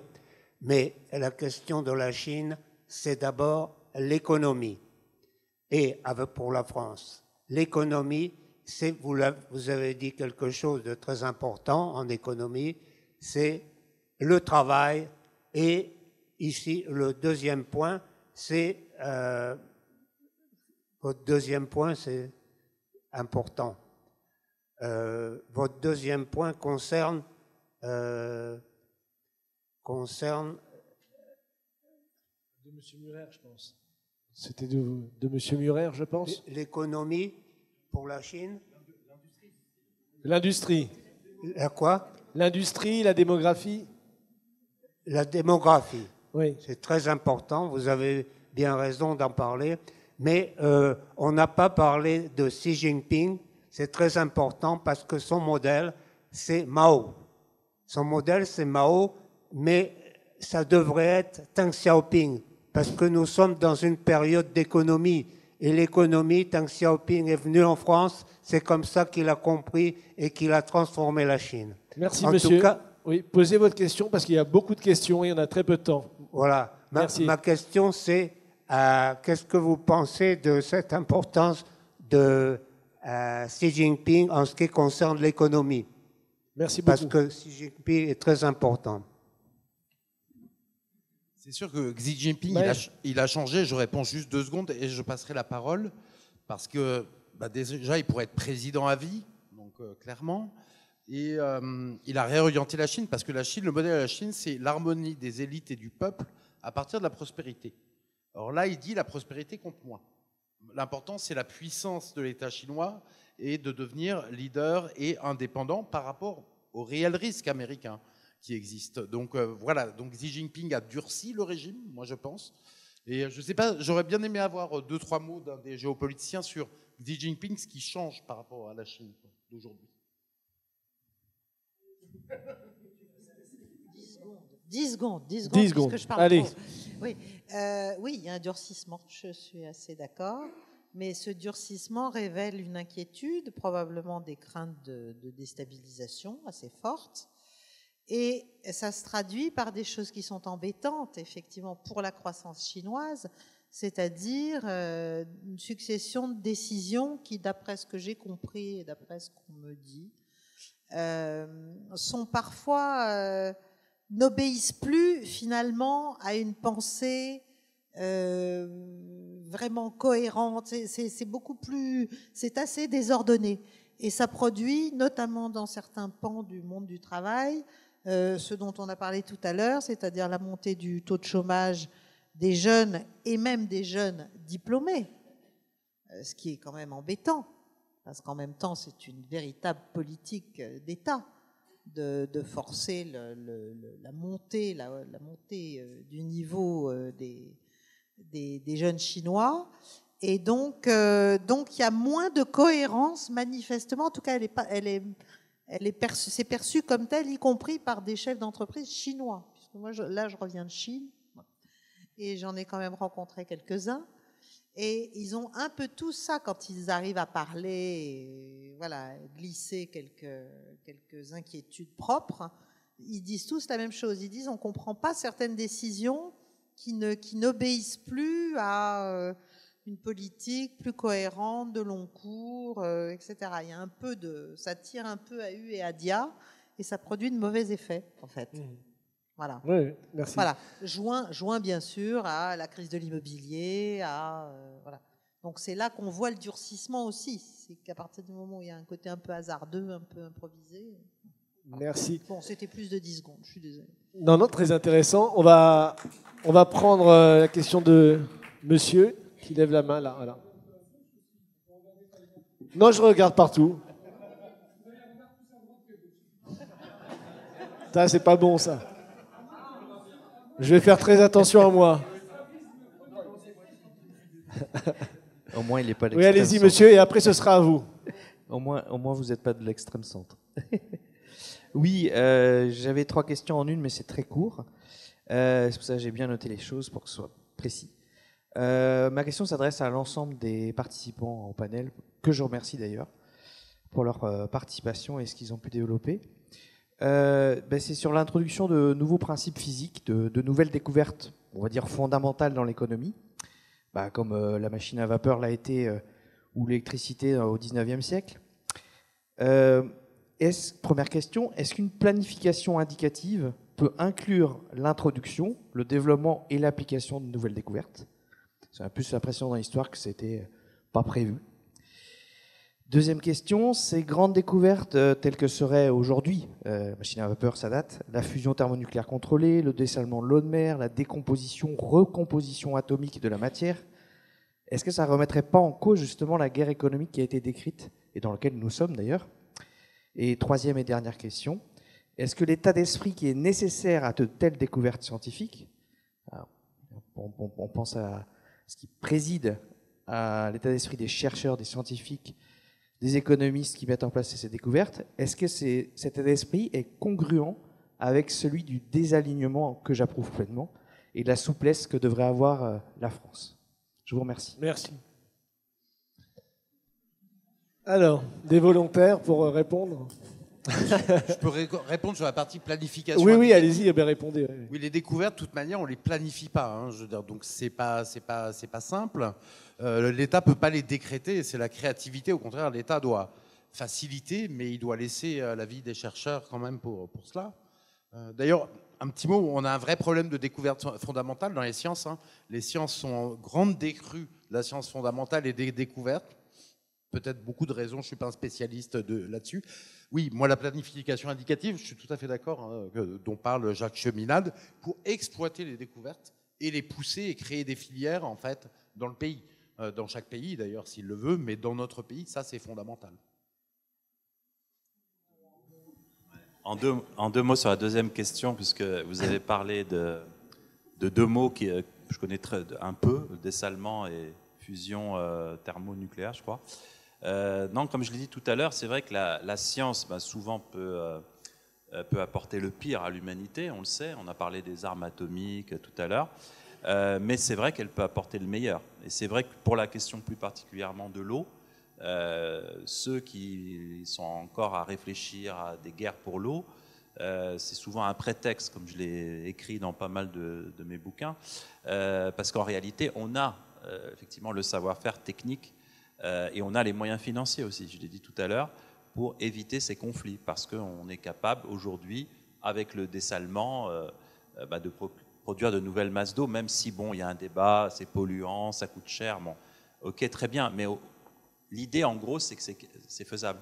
Et pareil, le nucléaire, bon, Monsieur Perimoni travaille beaucoup sur ces questions en Afrique, l'énergie, et c'est vrai qu'on a les capacités d'apporter les petites centrales nucléaires en Afrique, ce qui changerait totalement la situation et rendrait un petit peu obsolète non plus les guerres de l'eau et les guerres pour l'énergie aussi. Voilà. Donc voilà, je réponds rapidement sans être spécialiste sur ces sujets. Juste un point, avant la fusion nucléaire, qui est quand même très loin encore, il y a le fait, et la Chine est en pointe dessus, la France l'était avant avec les surgénérateurs et les différents projets, c'est le fait d'utiliser les 99% d'uranium qu'on n'utilise pas aujourd'hui, qui sont stockés. Au niveau de la France, on a un stock d'uranium à partir de ça qui permet de produire 2000 ans de consommation française d'énergie. C'est le CEA qui l'affirme. Et au niveau mondial, avec les réserves d'uranium, ça fait 2000 ans de production, consommation mondiale d'énergie. Donc il n'y a plus de problème énergétique, ce qui serait une excellente chose. Et la Chine est en pointe là-dessus, très clairement. Et c'est là où les pays du Sud global, qui ont exigé depuis tant d'années d'avoir accès à l'énergie, hein, dans les pays d'Afrique francophone et ailleurs, aujourd'hui sont obligés de se tourner vers la Russie. C'est Rosatom aujourd'hui qui a signé plus d'une quinzaine de contrats avec des pays en Afrique, y compris au sommet Russie-Afrique où j'avais participé, le Burkina Faso, qui vient de se libérer du néocolonialisme, révolution populaire, comme je les appelle, pas de coup d'État militaire, mais des révolutions populaires, vient de signer un partenariat avec les Russes pour le développement de l'énergie nucléaire civile. L'Ouganda, il y a le Maroc, il y a une quinzaine de pays aujourd'hui qui ont signé ça. Donc c'est extrêmement intéressant et c'est là où on voit le déclin de notre pays, qui, comme a dit M. Murer, avait toutes les capacités dans l'énergie, dans le spatial. Maintenant, le spatial, c'est un budget de 25 milliards pour l'Afrique dans les 10 prochaines années. La France a tous les atouts. On n'est pas présent, donc c'est les Chinois, c'est les Russes qui sont présents, les Indiens évidemment aussi, le Japon et d'autres. Et on vient, voilà, tout à fait. Donc c'est des sujets passionnants, mais là on voit comment la France est à la ramasse. Je prends une autre question, tu veux répondre sur ça? Je veux deux se réunissent en un. Donc je veux répondre aux deux questions précédentes en une. La première, c'est que je visitais en étant à Pékin le musée du Parti communiste chinois, avec des accompagnateurs chinois, bien entendu. Je n'ai pas pris ma carte du parti à la sortie, rassurez-vous. Mais j'ai compris quelque chose. Il montre la continuité dans la discontinuité. C'est très intéressant. Pour eux, il y a Mao Zedong, il y a Deng Xiaoping, il y a Jiang Zemin, il y a Hu Jintao et il y a Xi Jinping. Et c'est pour une unité, avec plein de contradictions. Ils admettent les contradictions. Et ce qui est frappant aussi, et c'est là l'autre aspect de la deuxième question, qu'ils ont les fusées chinoises et toute leur politique spatiale. Alors ce qui me frappe dans la Chine, c'est qu'ils sont arrivés à arracher à peu près 900 millions d'êtres humains à l'extrême misère. Hein, c'est pas à la misère, oui, mais à l'extrême misère. Et qu'en même temps, alors que nous nous sommes crachés avec l'Agence spatiale européenne 2 fois sur Mars, du premier coup, ils réussissent. La fusée, l'orbiteur, le descendeur et la rover. Et que bientôt, ils vont ramener des roches de Mars. Donc, il se passe quand même quelque chose là-bas. Quelque chose qui devrait nous inspirer. C'est là que je suis en colère. Parce que je vois en France, où nous étions les meilleurs sur le nucléaire, qu'on se fait piquer des marchés comme on s'est piqué, alors que c'était très facile dans les Émirats arabes unis, alors qu'on s'est battu stupidement entre administrations françaises. Je vois que dans l'espace, nous étions, je dirais, excellents, parmi les premiers, et que peu à peu, nous avons laissé peu à peu les choses tomber. Dans la fusion thermonucléaire, en particulier celle par laser, un ami, à l'époque, a voulu porter les lasers. Le CEA, toutes les autorités françaises, c'est la bureaucratie de ce pays insupportable, qui l'ont saboté. Il a fallu qu'il aille voir le général de Gaulle. Il lui a parlé pendant une demi-heure. De Gaulle a fait comme il faisait à ce moment-là. On semblait qu'il était un peu endormi. Il a dit, eh bien, vous aurez votre argent. C'est très intéressant. Donc, il a fallu faire ça. Alors, on parle qu'il faut monter au sommet, voir l'empereur en Chine. Là, il a fallu aller voir le général de Gaulle. Et puis, sur aussi l'eau. Valeo, on a un des meilleurs dans le monde. On recycle à peu près 1% de l'eau, alors que c'est plus de 10% en Italie et en Espagne. Qu'est-ce qu'on fait? Que fait la France? Et c'est là que vous devez intervenir, et sans dire qui est bien là-bas, en Chine, aux États-Unis ou ailleurs, que peut-on faire en France avec nos atouts pour les jouer? Et ça, c'est notre défi. Merci Jacques. Alors, je vais prendre une question à... Non, je plaisante. On va prendre la question de monsieur à gauche. Oui, merci. Alors, parlez bien dans le micro, s'il vous plaît. Merci pour les différentes interventions. Moi, j'aurais 2 questions à poser. Une à M. Cheminade. Je voudrais savoir, lors de son discours, à un moment donné, vous avez parlé de propositions en matière de planification. Alors, la question est la suivante. Est-ce que de plans, vous avez parlé de plans tout à l'heure, j'ai cru comprendre. Est-ce que dans votre contenu, est-ce que vous restez dans l'esprit de Pierre Massé ou pas? Alors, la question de la planification, est-ce que tu es dans l'esprit de Pierre Massé? Oui. D'accord. Voilà, ça c'est la première question. La non, une seule question, monsieur. Non, mais vite, hein, c'est pour monsieur Berthelot. Est-ce que les événements de Gaza, pour vous, à votre avis, est-ce qu'ils vont fragiliser cette réconciliation irano-saoudienne et par ricochet agir sur le rapprochement interpalestinien? Merci. Merci. Oui, je m'inspire de ce que voulait faire Pierre Massé, mais je vais beaucoup plus loin. La planification réducteur d'incertitude, la planification direction de la nation, oui, plusieurs fois oui, mais beaucoup plus. Et c'est là la méthode Larouche-Riemann, à laquelle j'ai travaillé aussi. C'est de dire, s'il y a une anomalie, s'il y a quelque chose qui se passe, ça dénote peut-être pas un problème, mais qu'il y a quelque chose d'intéressant, de plus intéressant qui est exprimé. Comment y aller? Et en créant les conditions pour qu'on explore vers où on va et qu'on change éventuellement la direction du plan.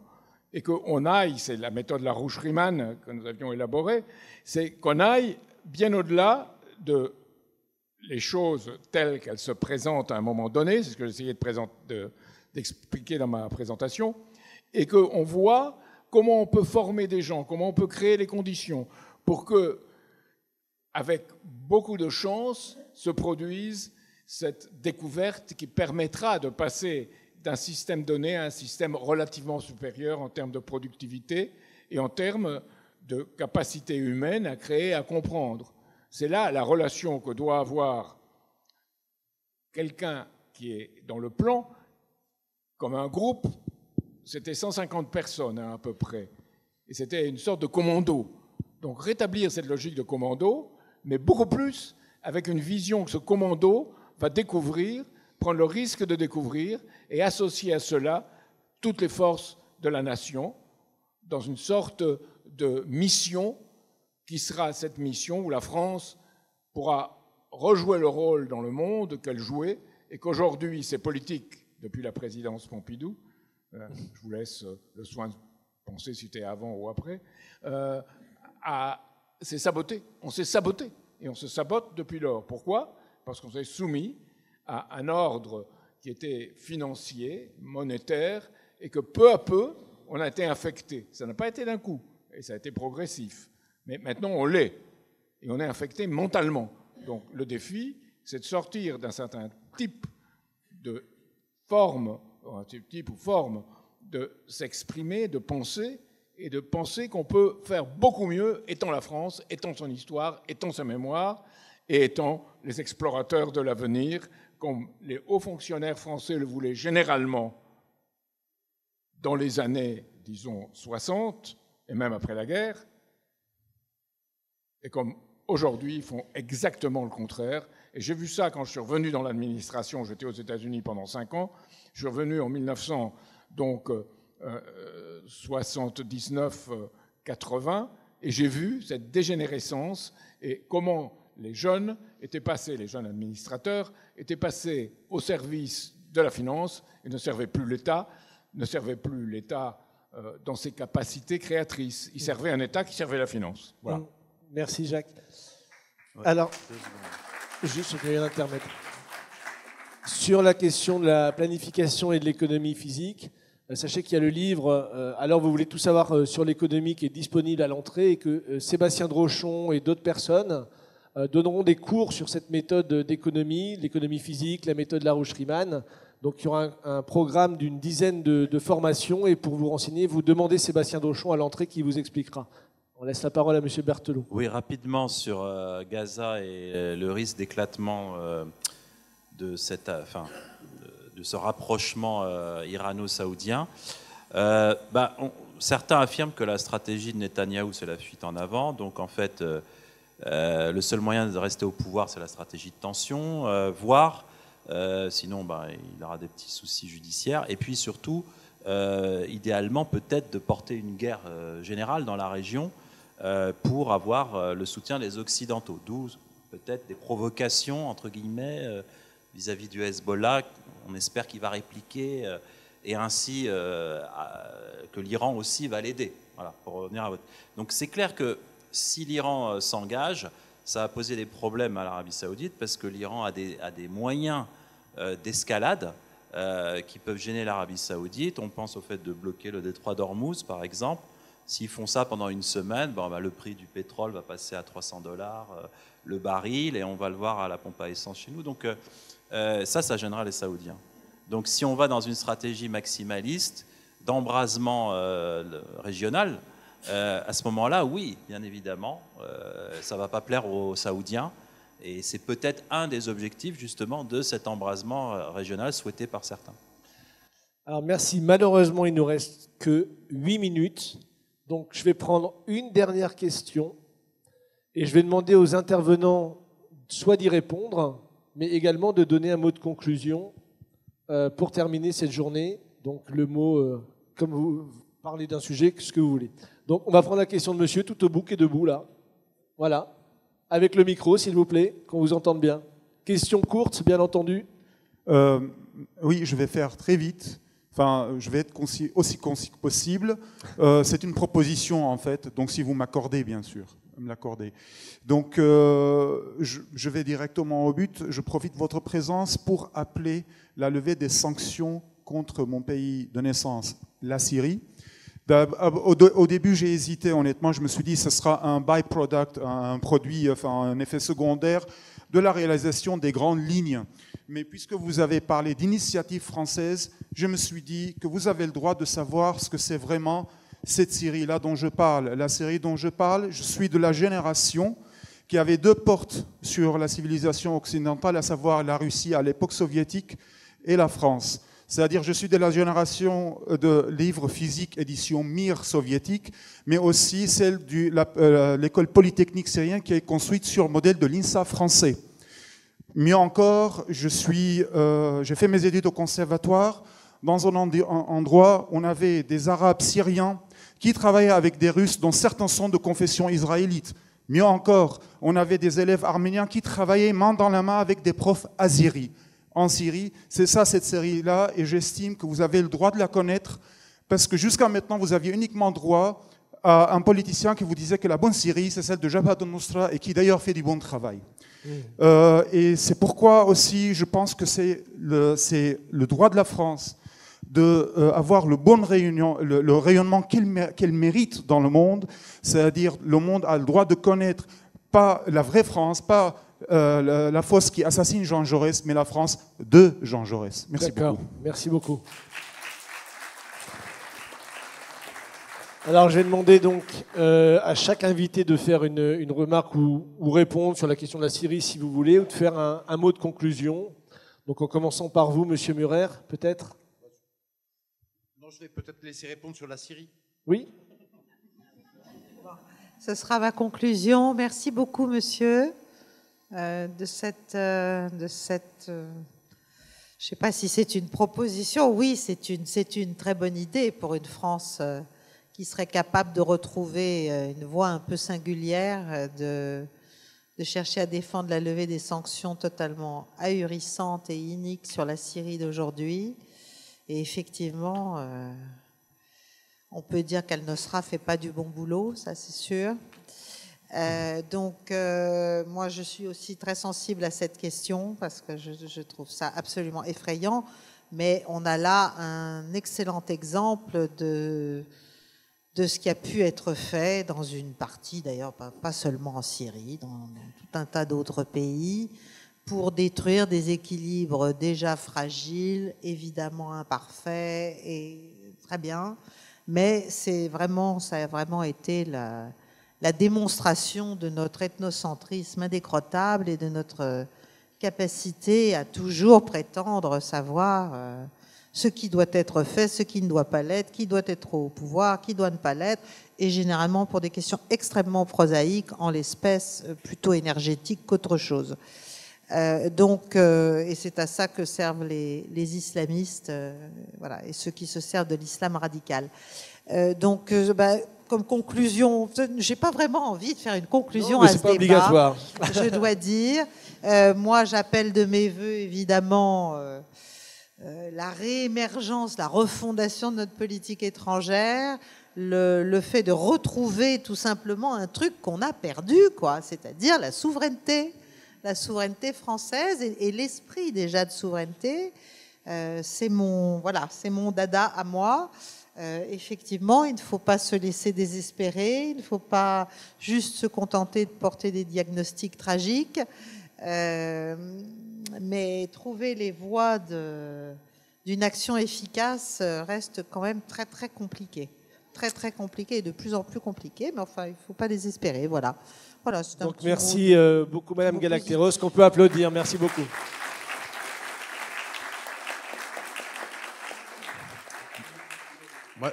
Moi, j'approuve complètement Caroline Galacteros sur cette notion de souveraineté, qu'elle soit d'ailleurs nationale et aussi populaire. La problématique du RIC qui est fondamentale, parce que cette démocratie représentative est en bout de course. Elle a 200 ans, mais on voit bien qu'elle n'obéit plus du tout au peuple. C'est un gouvernement qui gouverne contre le peuple. Et c'est vrai que la France s'enfonce dans une forme de désespoir et d'impuissance. Et on a un vrai problème, c'est le système médiatique qui agit comme une seconde peau et qui empêche toute émergence de pensée souverainiste.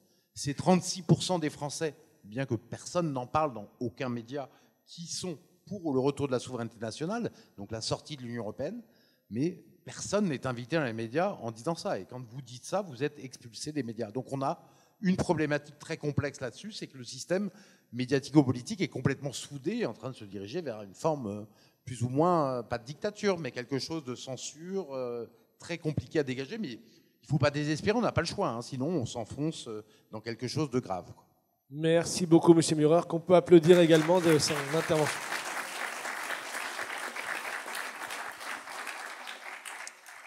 Oui, alors, sur les sanctions, je connais un peu le sujet, puisque le premier numéro, il y a presque 10 ans, de ma revue était consacré aux sanctions internationales, justement, avec un focus et sur déjà la Russie à l'époque, puisque le numéro était sorti début 2015, et sur leur inanité, etc., et le Proche-Orient, dont la Syrie. Voilà. En expliquant, en fait, en 2 mots, que les sanctions touchent la population, mais ne touchent pas les régimes. Premier élément. Donc les victimes, ceux qu'on veut éliminer ou abattre, les responsables de ces pays ne sont pas touchés. Au contraire, ça renforce leur pouvoir sur la population. Et troisième élément, de toute manière, ça n'a jamais permis d'affaiblir un pays, à de rares exceptions, quand il y avait un consensus, l'Afrique du Sud à la fin de la guerre froide. Voilà. Et puis sinon, j'ai envie de dire qu'aujourd'hui, si on doit être positif et optimiste, il faut toujours l'être. Effectivement, la bonne nouvelle, c'est que vous êtes venus ici, vous avez écouté, participé au débat, donc ça montre qu'il y a encore des gens qui sont prêts à participer à des débats. Et d'ailleurs, on a vu qu'on n'était pas unanime ici. Et ce que j'aimerais qu'on puisse avoir davantage, c'est des débats et de la liberté d'expression. Paradoxalement, peut-être qu'il y en a plus dans des débats à la télé en Russie qu'en France. Ben oui, parce que la réalité, c'est qu'en Russie... Ça finit parfois au point là-bas. Oui, parce que là-bas, il y en a qui vous disent « Mais non, Poutine, c'est un mou, il faut frapper beaucoup plus fort. » D'autres qui vont dire « Non, on s'est planté, on a fait des choses, etc. » Mais en tout cas, ici, on ne peut pas avoir sur les plateaux un débat sur les questions géopolitiques, où c'est très rare, ou sur certains médias. Donc la bonne nouvelle aussi, c'est que y a des médias alternatifs qui se développent, qui ont du succès, comme la chaîne de Madame Galacteros, que je suis avec beaucoup d'intérêt, ou d'autres. Ça, c'est la bonne nouvelle. Donc plus ils vont se renforcer, s'ils arrivent à 1 million d'abonnés, peut-être, je ne sais pas. Ça commence... Ah non, mais il faut être... Abonnez-vous, hein. Voilà. Mais ça, c'est la bonne nouvelle. Donc, mais il y a le goût de la liberté et de les traditions en France. Maintenant, la mauvaise nouvelle, c'est quand même qu'on voit qu'il y a une tentative de réduire cette liberté d'expression. Si vous exprimez un doute sur le fait que non, l'Ukraine n'a aucune chance de gagner, forcément, vous êtes pro-Poutine, forcément. Si vous dites que la Chine a une capacité à faire la paix au Moyen-Orient, on va vous dire, non, vous êtes donc partisan de la dictature. Et du goulag, enfin, ou des camps de concentration, je ne sais pas. Donc voilà, donc il y a quand même une bonne nouvelle, c'est votre présence, votre intérêt pour ces questions politiques et géopolitiques ou internationales. Et voilà, maintenant, on est quand même un petit peu inquiet par rapport à cette volonté, effectivement, de museler cette liberté d'expression. Et au moins ici, on a vu qu'on n'est pas d'accord sur tout, mais on dialogue entre nous. Si on pouvait avoir ça, ce serait une bonne chose. Mais dès qu'il y a un discours alternatif par rapport à la doxa officielle, vous êtes marginalisé, du moins dans les cercles officiels ou les cercles médiatiques. Merci beaucoup, Monsieur Berthelot. Alors, on est déjà en retard, mais c'est pas grave. On donne à Jacques le mot de la fin de cette journée. Je remercie encore toutes les personnes qui sont venues. Je vous rappelle la réunion du 9 octobre. Il y a la table de documentation à la sortie. Je remercie bien sûr nos 3 intervenants. C'était très intéressant. Et Jacques, tu as le mot de conclusion de la journée. Donc, merci à Madame Galacteros. Je vis aussi que Patricia Lalonde était avec nous.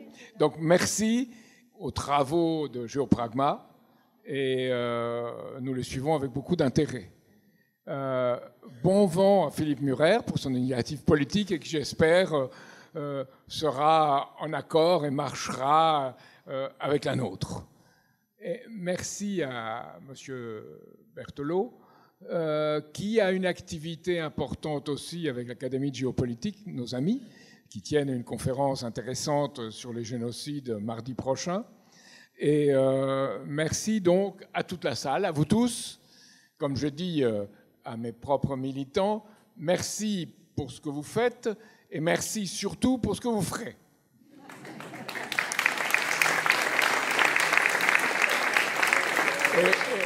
Et comme je suis, dit-on, un politique, je vais conclure en disant « Vive la République !»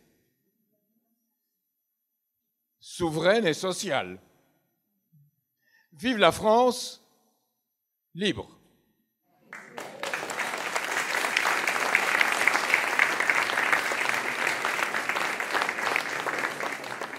Et vive le monde qui vient, pourvu que nous le rendions meilleur. Merci à tous.